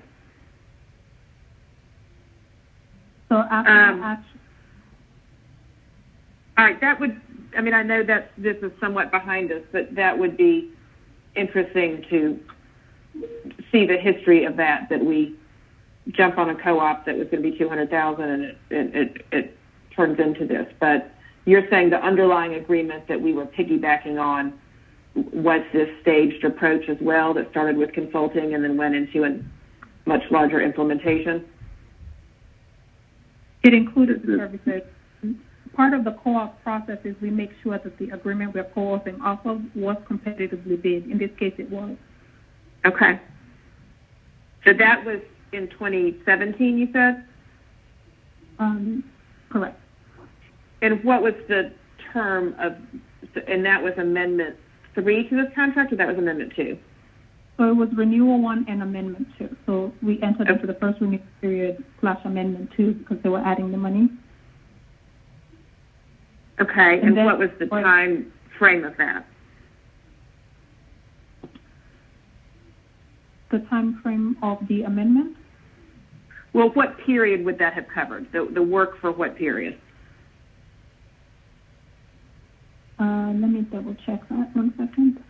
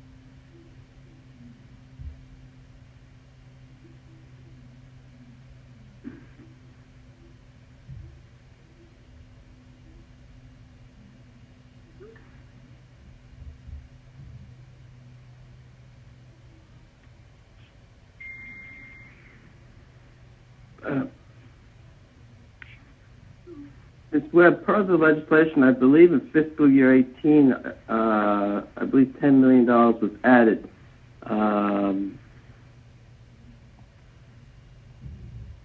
Mr. Gaffney, can you confirm that?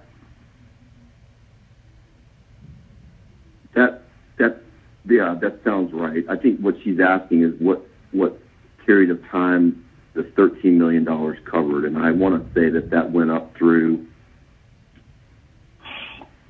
July or August, maybe. Well, it probably went through September of 2018 because our original go live date was July of 2018, which we missed. I'm just trying to figure out, this Deloitte ball seemed to just start rolling down the hill and rolling, picking up more stuff as it rolled. So I'm not feeling very comfortable at all that I understand the facts of how this was dealt with in the past. And I'm happy to take a pause and go to the rest of the legislative items, or I'm happy to entertain a motion to hold and come back to this now. But I'm feeling skeptical we're going to get this worked out today with enough detail for people to feel comfortable to move it forward. So I don't know, colleagues, if anybody wants to make a motion to hold, I'll entertain that. Otherwise, I'm going to say let's go on to item number 9 and see if we can get any more information during the meeting. Can I ask specifically what you're asking for so that we can... Hold on one second. Let me call on Mr. Matzekite.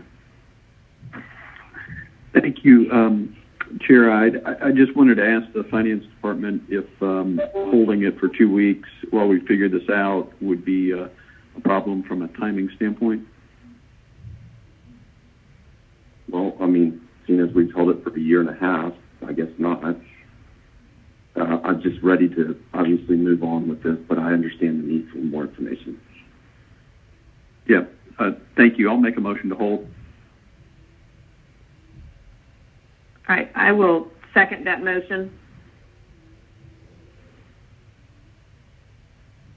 Does anybody have any further questions now? Otherwise, the vote is open on the motion to hold.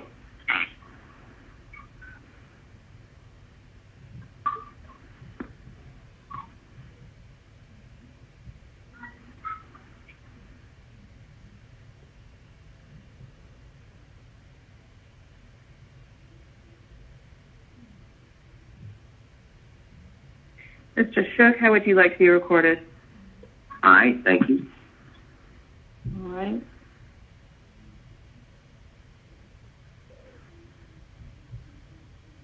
So this was 6 yeses, 0 no's. This will be held.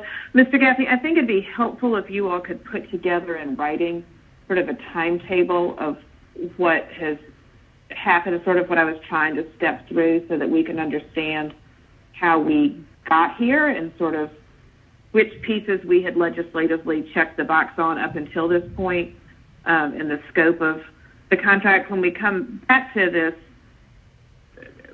that's my first line of questioning was, how did we get to the point that we've, spent a whole lot more money and we weren't under an active contract or amendment to a contract on it. The second question I'm going to have is on the go forward, I would like to hear some discussion of,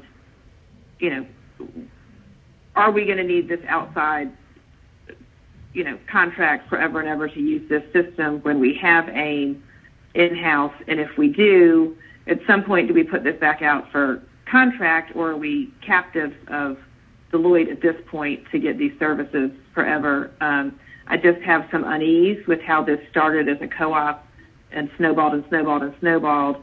And I want to have some understanding of, is that forever and ever and ever? Or is there some place that we pause and we say either we can do this or we're going to put it out to procurement to see who else can do it? So I'm happy to follow up offline on some of these also, but I just think we're going to need a lot more information before we piece through this, parts 1, 2, 3, 4 of this current legislation.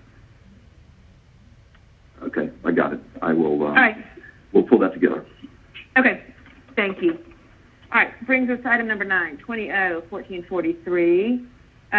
Ms. Kempson-Wright, does the substitute on this one change the caption? It does not. Okay.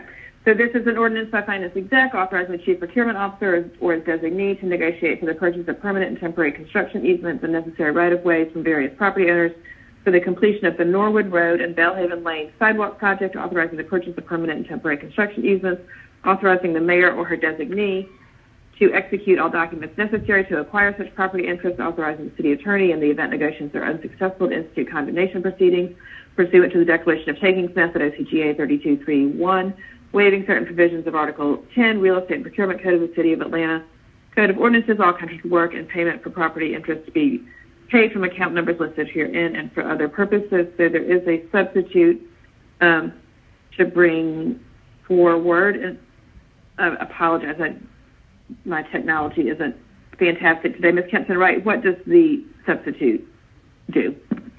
The substitute updates the accounting information in Section 9. It updates the project number and the department org number. Okay. So I'll make a motion to bring forward the substitute. Second, Westmoreland. All right, let's open the vote. The vote is open. Mr. Shook? Aye, thank you. All right, that's 6 yeses, 0 no's. The substitute is before us. Anybody have any questions for the administration? Otherwise, I will make a motion to approve. Second, Westmoreland. All right, let's open the vote. The vote is open.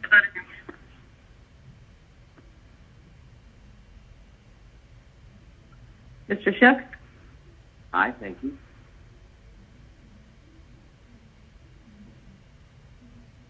All right, this item is favorable on substitute, 6 yeses, 0 no's. We are on item number 10, 20-1444, an ordinance by Finance Exec Committee authorizing the mayor or designee to exercise contract renewal option number 1 with Site Med North America, LLC, for FC 8503 Wellness Initiative on behalf of the Atlanta Fire Rescue Department. But the term of renewal number 1 will be effective retroactively for a term of 2 years and an amount not to exceed $524,340.0 for the purpose of providing health and wellness screening to waive the competitive source selection requirements contained in Section 2-1187 of Article 10 of the Procurement and Real Estate Code of the City of Atlanta Code of Ordinances and for other purposes. So it looks like we got a little bit behind on this one, that we're needing to go back to December 6, 2019. Either Ms. Webb or someone from Fire, can you just tell us what happened there, why we're about 6 months behind on this? Yes, can you hear me, Madam Chair? Yes. This is Assistant Chief Richard Hurd with Atlanta Fire Rescue. It's a pleasure to be speaking to you all this afternoon. I hope all has been well with each of you. The legislation that is before you is a bit untimely. We certainly appreciate your position since you've been a part of the council and wanting things to be timely. This one, regrettably, got caught up in a couple of different things, one notably being routing through the procurement process, and then regrettably the transition to some of our virtual environment related to COVID, as I can most synoptically explain what happened.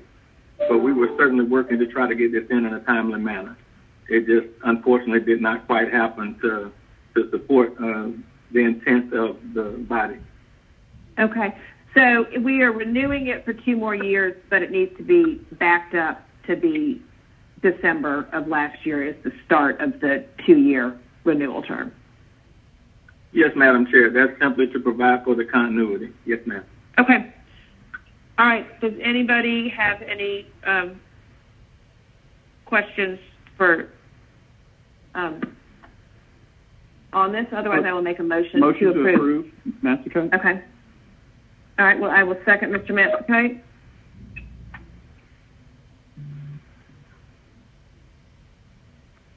Mr. Shook, what's your vote?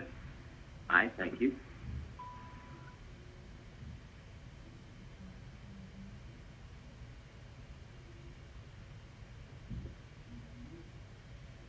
All right, this item is favorable, 6 yeses, 0 noes. I know we're having some transitions in procurement, but I do hope that procurement is listening to some of these and has some plans in place to figure out why we've been having some backlogs and how those can be streamlined going forward. So thank you all. Chief Hurd, yes. Item 11, 20-1452, an ordinance by Councilmember Marcy Collier Overstreet amending 20-1184 to correct account strings and position numbers for various positions and other numbers. And I believe that we have and then for other purposes, I believe we have a substitute that we need to bring forward. So I'll make a motion to do that. Second, Westmoreland. All right, let's open the vote on the substitute. The vote is open. Mr. Shook? Aye, thank you.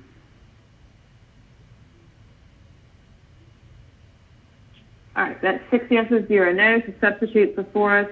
Mr. Norman, in a nutshell, what are you doing here?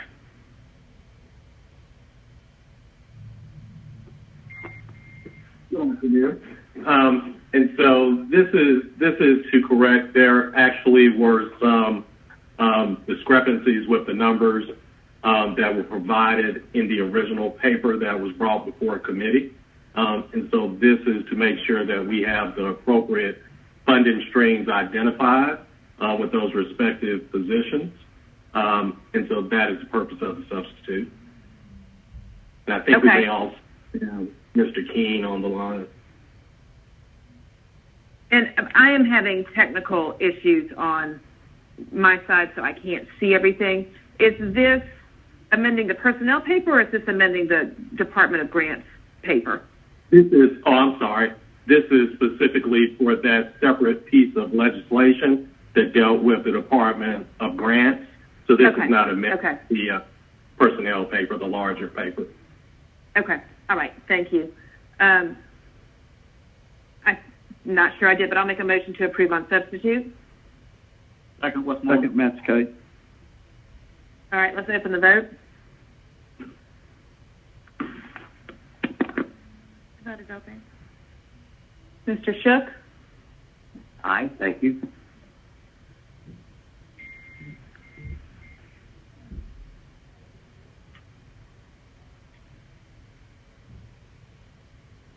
All right, this is favorable, 6 yeses, 0 noes on substitute. Takes us down to Ms. Smith's paper, this is item 12-20-1453, an ordinance by Councilmember Carla Smith authorizing the mayor on behalf of the Mayor's Office of Innovation and Performance to accept a grant from the city's Financial Empowerment Fund in the amount of $45,000 to continue to fund the full-time fellowship position to manage the City of Atlanta's Bank on Atlanta initiative, authorizing the mayor on behalf of the City of Atlanta to enter into any required agreements for grant implementation to amend the fiscal year 2020 budget by adding to anticipations and appropriations an amount of $45,000.00 and for other purposes. Move approval, Matscott.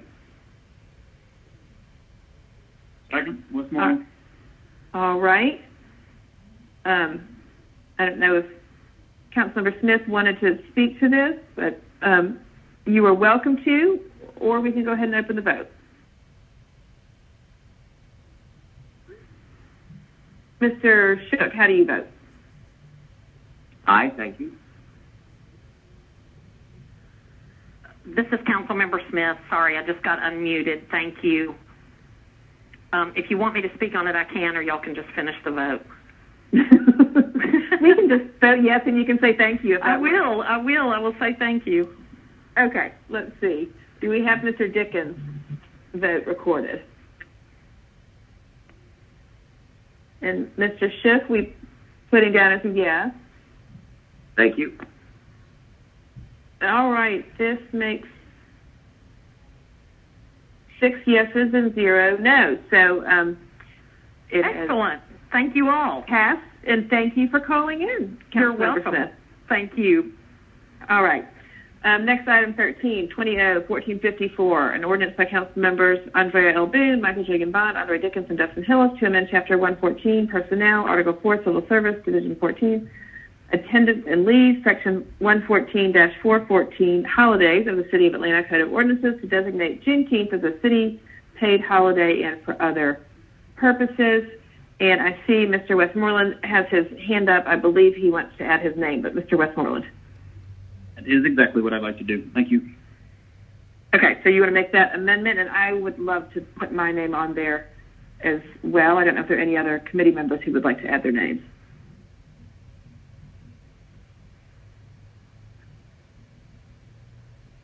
I'll make the motion to add Westmoreland and 9. Okay, I'll second that. Let's vote on the amendment.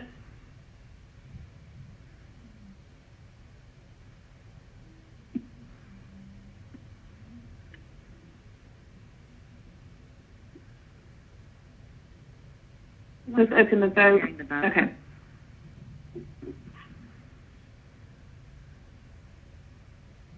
The vote is open. Mr. Shook? Aye. Thank you.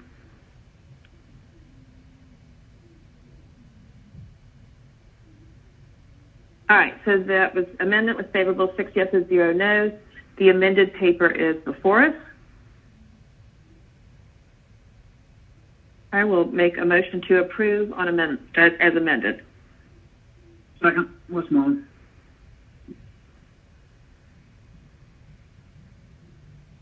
Let's open the vote, and I know Mr. Norman's on the line. If anybody, let's see, have a question. Mr. Metzkite. Yes. So is this going to replace a holiday? Is it going to add another holiday? How would this work? Good afternoon. So this, based on the legislation, this would add an additional holiday. And how much would that cost? And I think finance is ready to speak to that question. Yeah, thank you, Jeffrey. The cost would be about $900,000 for all funds, of which $600,000 would be for the general fund. So $900,000 is the cost of this. Was there any thought of swapping out a holiday or?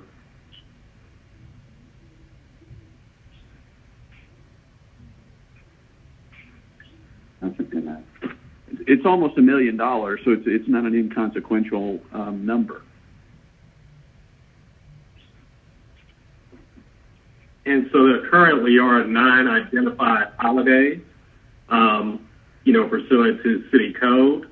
Obviously, that is New Year's Day, MLK, Memorial Day, 4th of July, Labor Day, Veterans Day, Thanksgiving, day after Thanksgiving, as well as Christmas Day.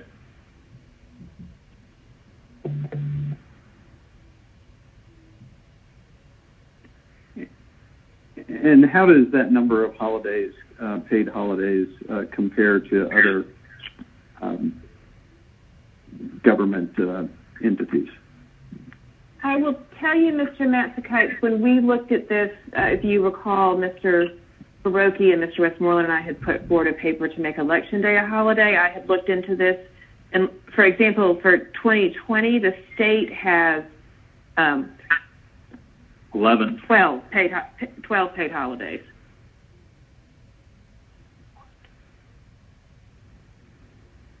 They have 12 for 2020. I'm looking at their memo from Governor Kemp. Uh-huh. And how does the rest of the paid holiday? So people get the 9 paid holidays and then vacation on top of that, I'm presuming, and PTO. How does the rest of that piece work, Mr. Norman? And so repeat your question again. So in addition to 9 paid holidays, what other paid time off do people have currently under the city? So currently under the city, obviously employees, full-time employees accrue annual leave. They also accrue sick leave. There is an opportunity as well to accrue on a limited basis compensatory time. And as part of during the pandemic, employees who are mission critical are also accruing hazard pay compensatory time.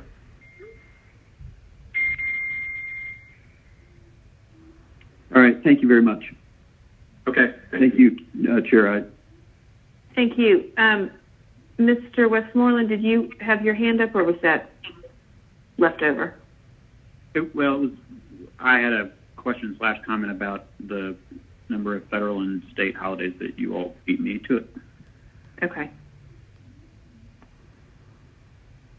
And Mr. Norman, when you talk about the cost of it being $900,000, I mean, there's costs, there's cash costs, and there's opportunity costs. I mean, that's not an additional $900,000 that we have to add to the budget, but it is $900,000 is the number that you would associate with our city employees not working on an additional day. Is that fair to say it that way? I'll defer to Mr. Counsel on that. Yeah, so actually, Madam Chair, that is calculated based on what we perceive that would be overtime. Because since it would be a holiday, and you have regular employees that are working on a holiday, and we classify that as overtime. Okay. Mm-hmm. So that would be for the employees who needed essential employees. Who all would that? Who would you imagine would have to work on Juneteenth? Who would not be able to take a day off? Who would get paid instead? The majority would be APD and fire. Okay. As you would expect. And then, of course, there are some employees out at the airport that are critical, just like their security staff, as well as some staff from Watershed as well. Okay. Mm-hmm.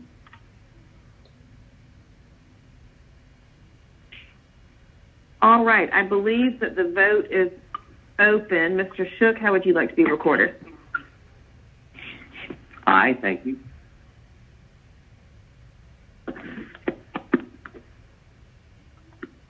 All right. This item was favorable, 6 yeses, 0 noes.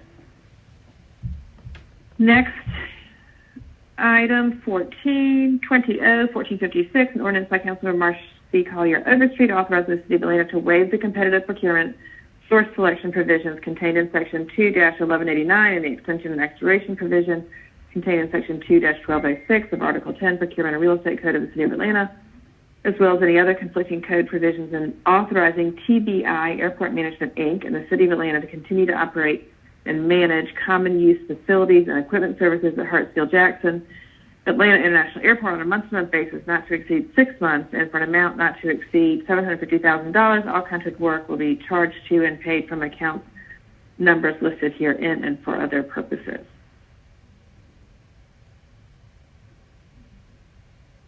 I don't know if this is an airport question or a procurement question of I'm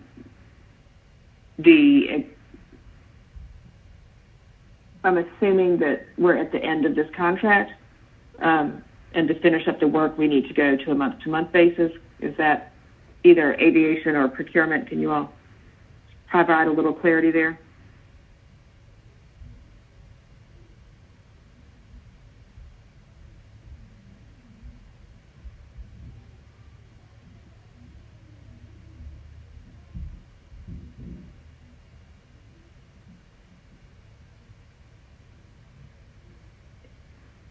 Anybody from aviation or procurement who can speak to this paper?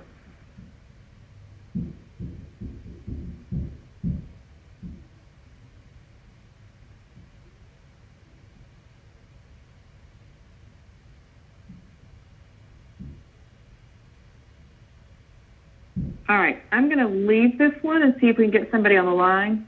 Move on to 15. 15 is 20R4059, a resolution by Councilmember Jennifer.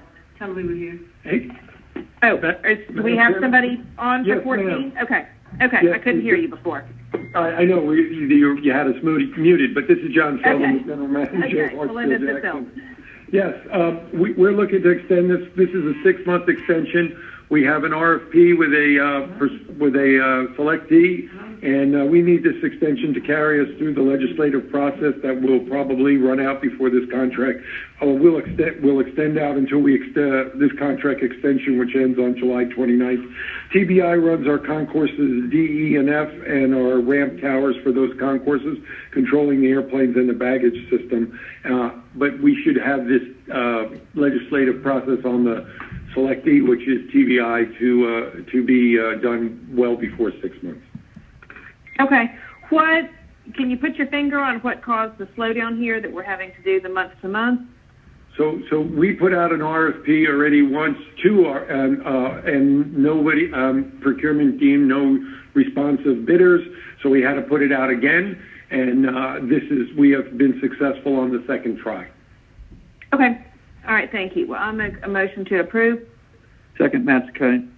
All right, let's open the vote.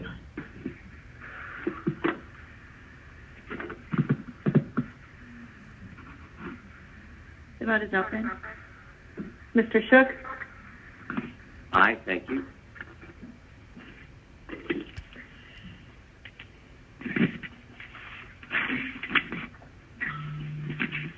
All right, this item's favorable, 6 yeses, 0 noes. All right, brings us to our resolutions, 20R 4059, a resolution by Councilor Jennifer Ide authorizing the CFO to refund customers for overpayments to water and sewer accounts in amount of blank, all funds to be charged to and paid from fund, department, organization, and account numbers. Herein, this is our water refund paper, and I'll make a motion to hold until we need it. Second, Westmoreland. All right, let's open the vote. The vote is open. Mr. Shook? Aye, thank you.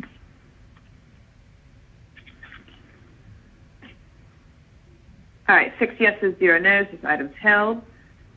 Item 16, 20R 4072, a resolution by Finance Exec authorizing the mayor or designee to exercise contract renewal option number 2 for contract FC 10008 with 3DI Inc. on behalf of the Department of Customer Service for the maintenance and support services necessary for the ATL 311 mobile application, an amount not to exceed $18,000 for a 1-year term effective July 18th, 2020 through July 17th, 2021, with one remaining 1-year renewal option. All contracted work to be charged to and paid from the funding account numbers listed herein for other purposes. I will make a motion to adopt.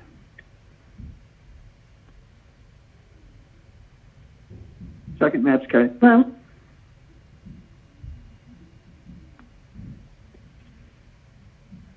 all right, let's open the vote.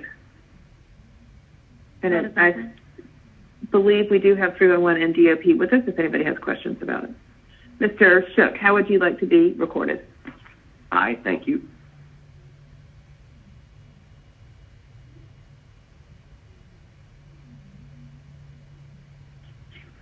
Madam Chair, I've lost connection. I'll take an aye as well.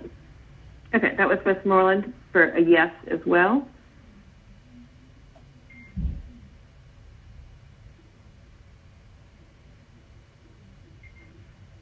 All right, that's 6 yeses, 0 noes.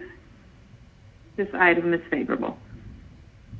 17, 20R 4073, a resolution by Finance Exec authorizing the mayor or designee to enter amendment number 9 to add additional funding on behalf of the Department of Corrections for cooperative agreement number FC 8772 CCTV products, services, and installations with A, Convergent Technologies, B, GC&E Systems Group, C, Johnson Controls Inc. for the installation, repair, and or replacement of surveillance camera systems and keyless access control devices in a cumulative amount not to exceed $311,234.00.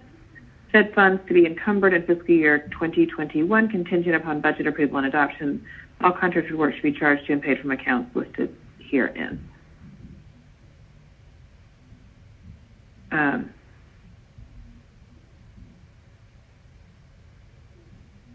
I will make a motion to approve, but I do have a question. Second, Madam Chair. Okay. I do have a question for, I suppose, corrections really going to is this work that, as we are moving away from running the size jail that we are running, and we will be looking at the recommendations of the task force, I'm assuming that this is critical work that we still need to do in the interim. But I just wanted to ask that question since it is a couple $100,000, and at the same time we're talking about closing and repurposing the jail.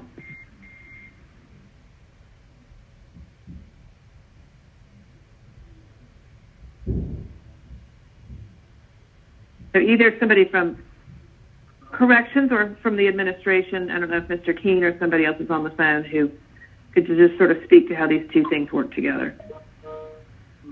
Hi, this is Yolanda Pascal with the Atlanta Department of Corrections. Thank you, Ms. Pascal. Were you able to hear my question? I was. So this contract is to maintain camera systems for the facility as well as the card access, which will still be required even as the building is transitioned. Okay, thank you. Does anybody else have questions for Ms. Pascal? All right, then let's open the vote. The vote is open. All right, I think we've had several people who have gotten knocked offline. Mr. Shook, how do you vote? Aye. Aye, thank you. Mr. Westmoreland? Aye. Okay, and Mr. Mansicat, I think, seconded, even though he's been knocked off. All right, this item is favorable, 6 yeses, 0 no's.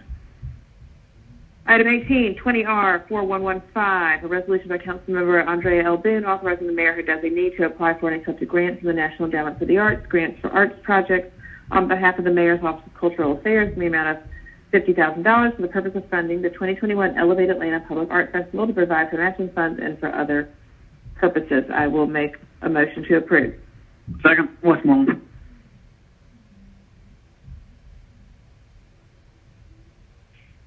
Although I do have one question. So this is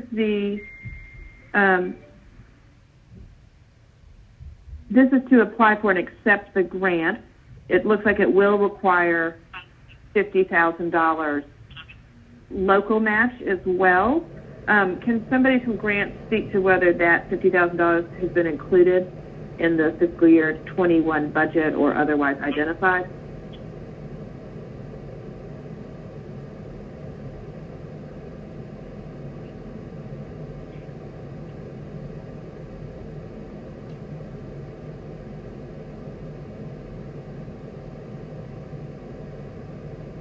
Anybody from the administration or finance even can speak to whether that's in our budget or whether that has been identified?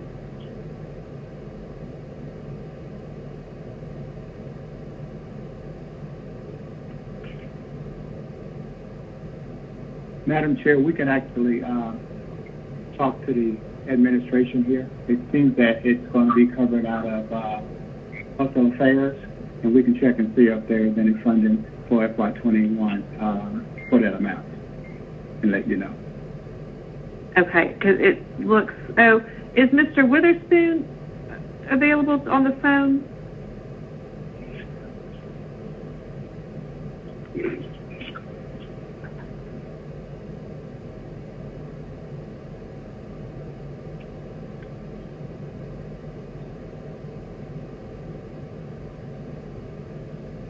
Well, we may not have, let's see if we can get an answer on this.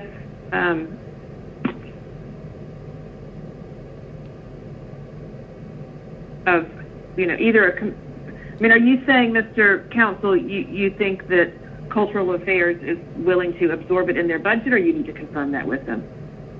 Yeah, that's what I want to do. At least I want to confirm it with them. Okay. Let me, Okay. Ms. KEMPSON-WRIGHT, can we, I know there was a motion in a second. We are going to try to get somebody from Cultural Affairs on the phone.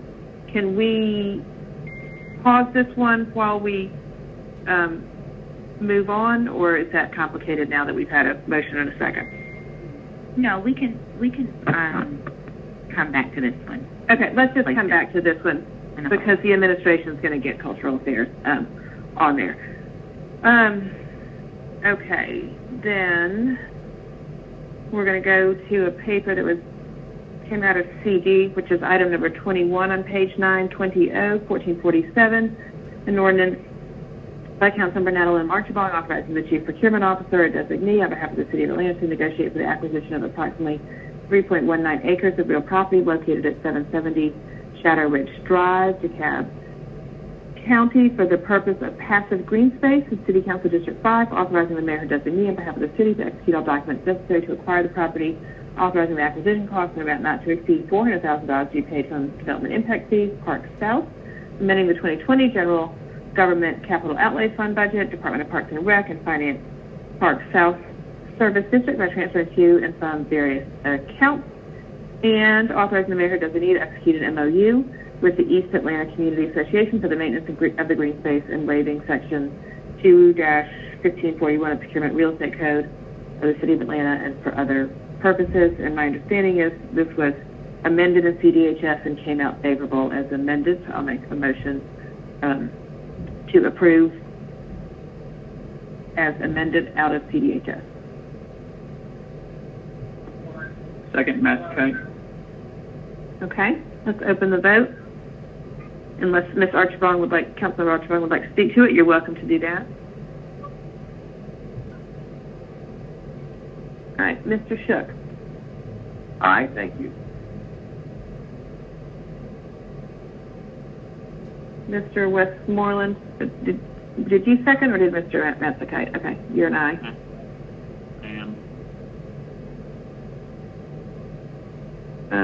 Councilor Archibald, are you not showing you? Are you there? You seem to be having tougher technical times today.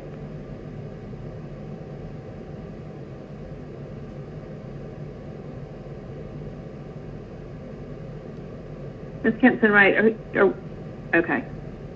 Let's see.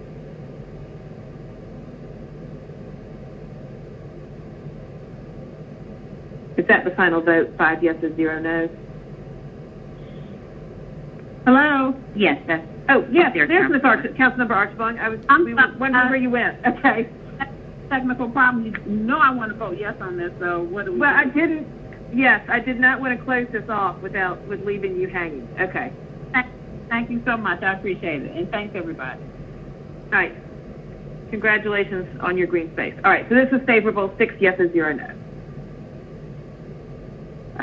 Yep. Am I part of the 6? Because I didn't vote, did I?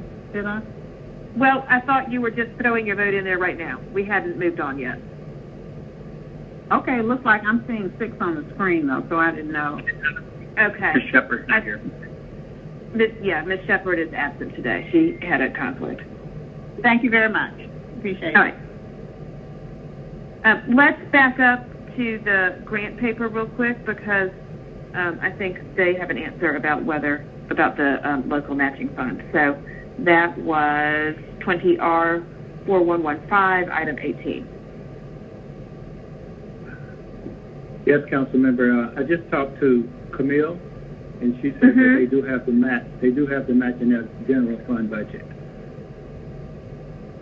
Okay, and then I believe that we may have somebody on Miss Jihan Ali, I think, is on the line.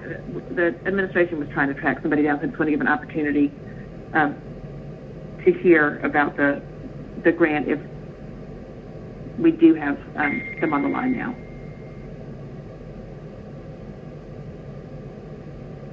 Is Cultural Affairs there? Or Grants, I'm sorry. Is Grants there? I think he was muted.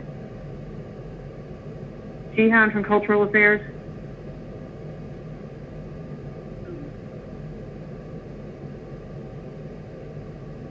I'm hearing that he was available but was muted.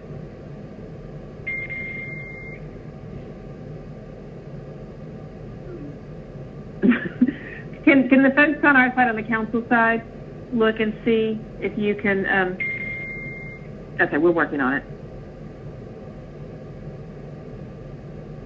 We apologize, council member. We are just trying to confirm the number that the employee is calling from. Okay. So that we can grant them assets. We thought we had the right number, but it appears they may have called from a different contact. Okay.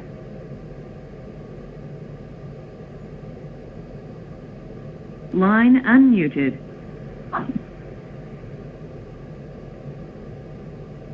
All right. Do we have them?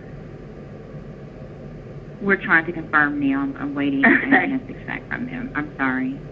That's okay. Well, and if they were on hold, I didn't want to not hear from them, but it sounds like Mr. Council feels like he has confirmation. Hold on one second. I'm getting a message from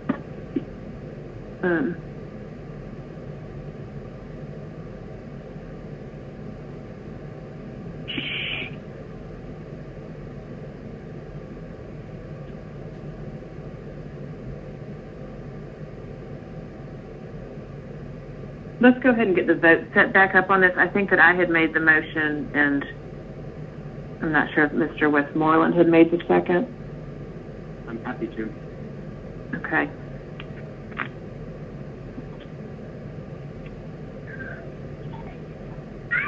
I'm getting a message from the administration. I just want to let this come through.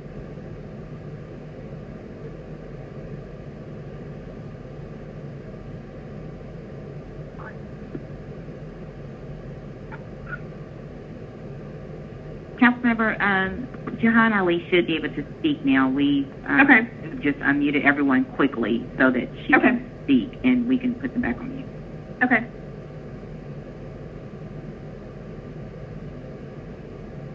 All right, if you're there, if you could just tell us how the local match piece of this is going to work.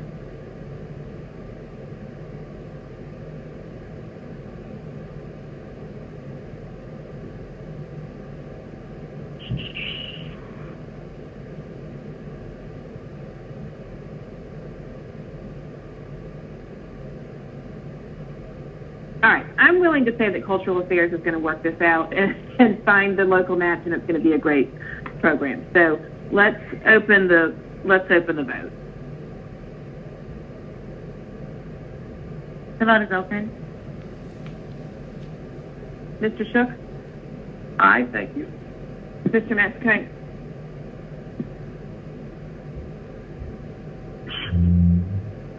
I'm afraid Mr. Matsakite got dropped from the phone line as well.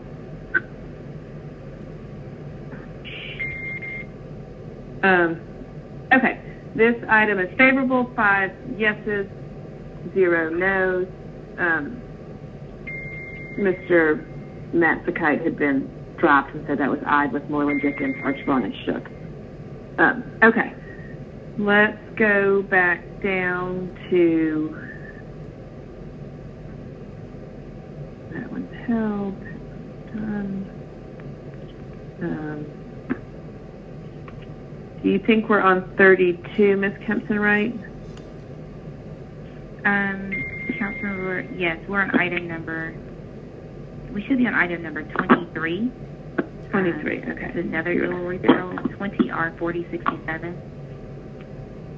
Okay.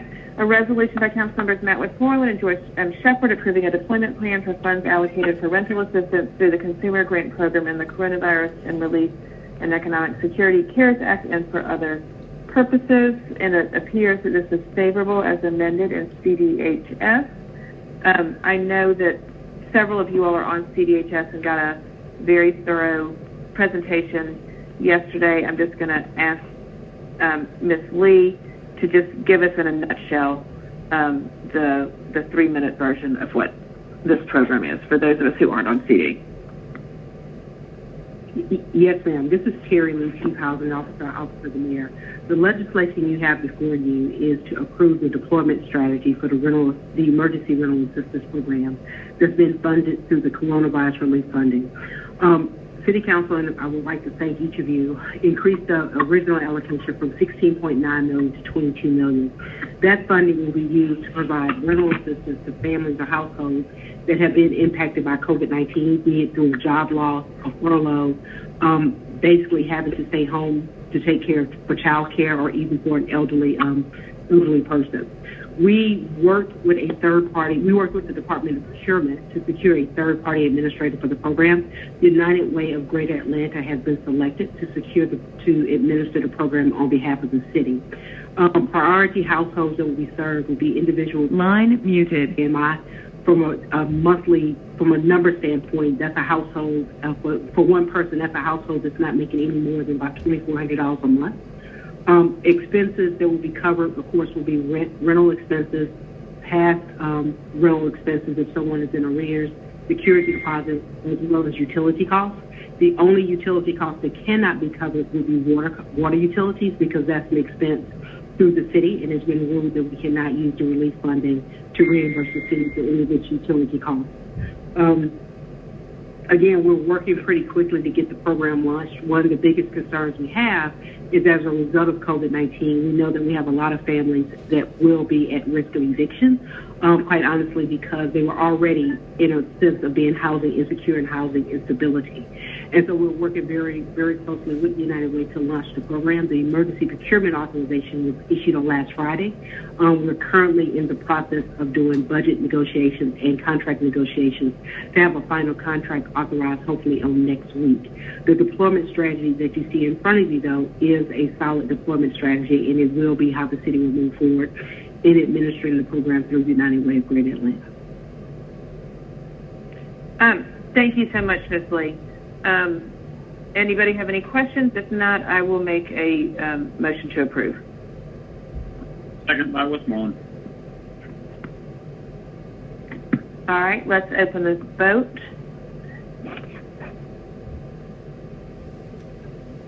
Mr. Shook? Aye, thank you.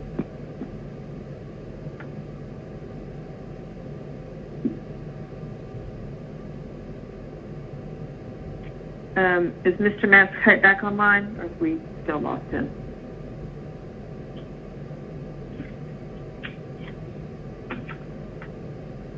All right, that item was favorable, 5 yeses, 0 no's. Great, thank you. Thank you.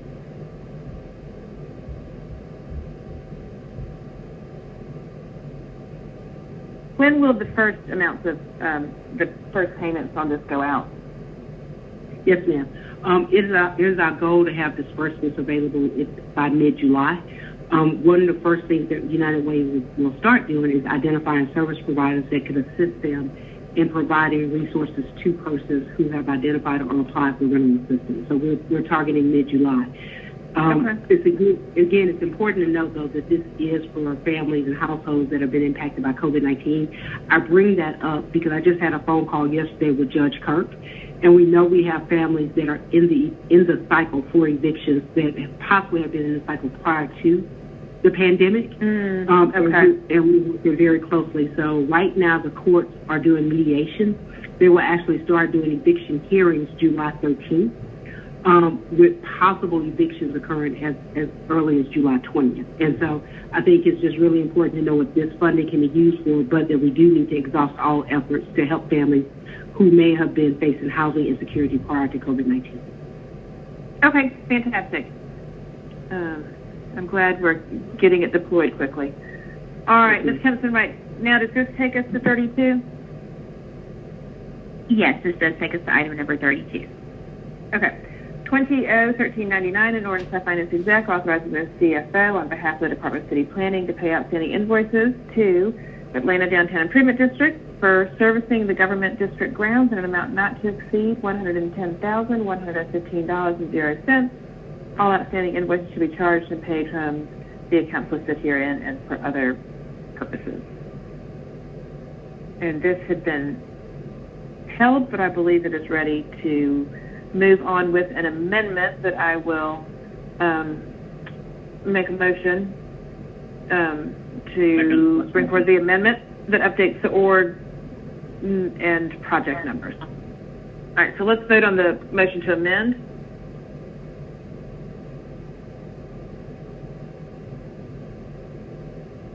The vote's open. All right, Mr. Shook? Aye, thank you. Mr. Metzcott, I don't think you're there, but if you are, speak up.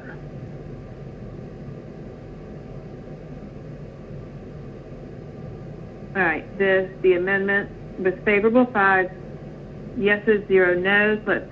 I'll make a motion to adopt as amended.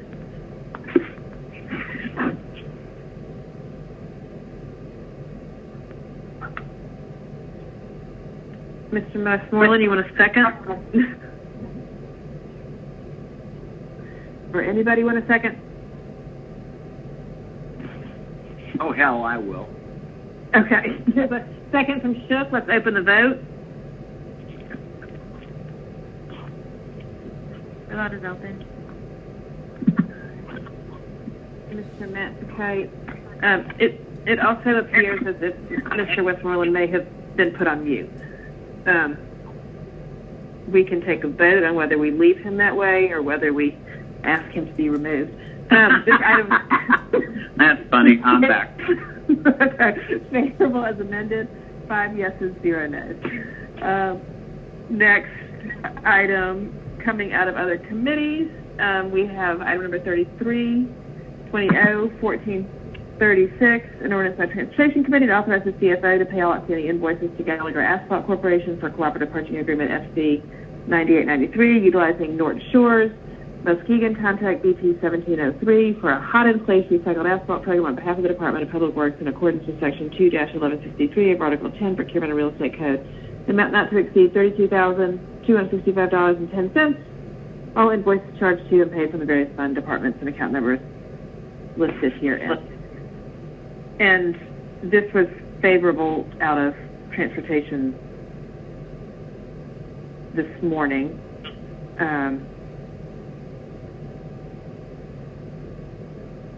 That's correct, right, Mr. Dickens, Chair Dickens? And it was, I'm trying to think why it was sent over, I guess just for the payment piece. Madam Chair, that's correct. It was referred to us due to the purview of outstanding invoices. Okay. So I'll make a motion to adopt. Matt, you're backed up. Second Westmoreland. All right, let's open the vote. What somebody has their speaker button on, I'm sorry. No, just Archibald here. I printed out the agenda, and I don't see this as a dual referral, so I was just wondering what did I miss? I think what happened this morning on Transportation, which I'm on, is that we approved it at Transportation, but then because it did have the procurement aspect that I believe some of these invoices were paying after the fact, that Transportation made a motion within the committee. So they were not originally sent to both by Council President, but there was a motion in Transportation to send this forward to FEC. Awesome. Thank you so much. Okay. All right, let's open the vote on this.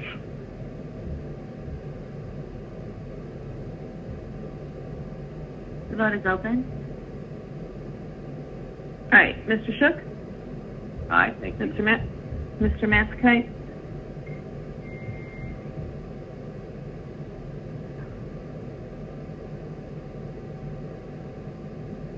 All right, this item's favorable, 5 yeses, 0 no's. All right, this has brought us to our walk-in that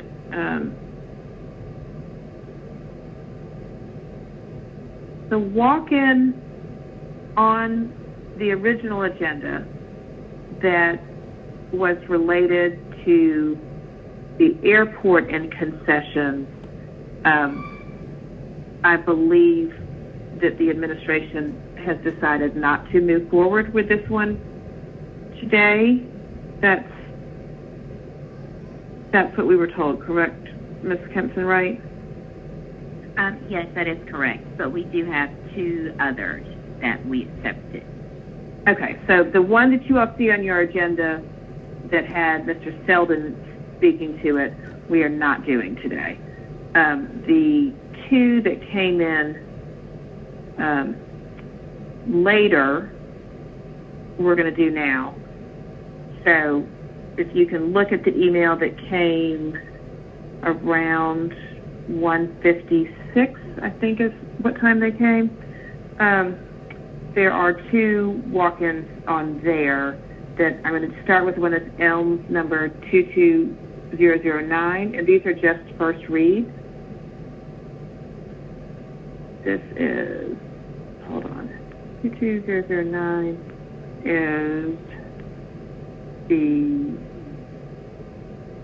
cleaning one. Okay, so this is an ordinance by Finance Executive Committee, an ordinance authorizing the mayor or designee to enter amendment number 1 for contract number EAS 1200441, emergency request for cleaning and disinfecting services with three contractors, EAS 1200441A, Brooks Environmental, EAS 1200441B, CRM Services LLC, and EAS 1200441C, MG Consulting LLC, doing business as Spalding Deacon, to include the cumulative budget amount and amount not to exceed $2 million and 0 cents, effective retroactively April 17, 2020, in accordance with Section 2-1163 of the City of Atlanta Code of Ordinances. All kinds of work shall be charged to and paid from accounts listed and for other purposes. So that one is purely coming in as a first read. And the second one, which the Elms number is Elms 22010, is also coming in as a first read. It reads, an ordinance by Finance Exec authorizing the mayor or designee to enter into amendment number 1 to ratify SC 8100B, Insurance Brokerage and Consulting Services with Willis Towers Watson Southeast, Inc., successor to Willis Insurance Services of Georgia, Inc., in accordance with Section 2-1163 of Article 10, Procurement and Real Estate Code, to add additional consulting services related to cost recovery through FEMA and the CARES Act relating to COVID-19 beginning April 16, 2020, at the Department of Finance Office of Risk Management as an authorized user agency, and add funding in an amount not to exceed $200,000. All service and contracted work will be charged to and paid from the fund department organization and account numbers listed here and for other purposes. So those are both ordinances that will run their course and will come back to us, but we did want to let them get in today and start their process. So that, I believe, Ms. Kempson-Wright, did that get us to the end of everything that we need to do today? Okay. Unless anybody has any announcements, I will make a motion to adjourn. Second. I second that. All right. All in favor? Aye. All right. Have a great afternoon, everyone. Wait a minute. Ms. Kempson-Wright cannot vote. Anyway, okay. She wants to adjourn more than anybody. All right, everybody, have a nice evening. You as well.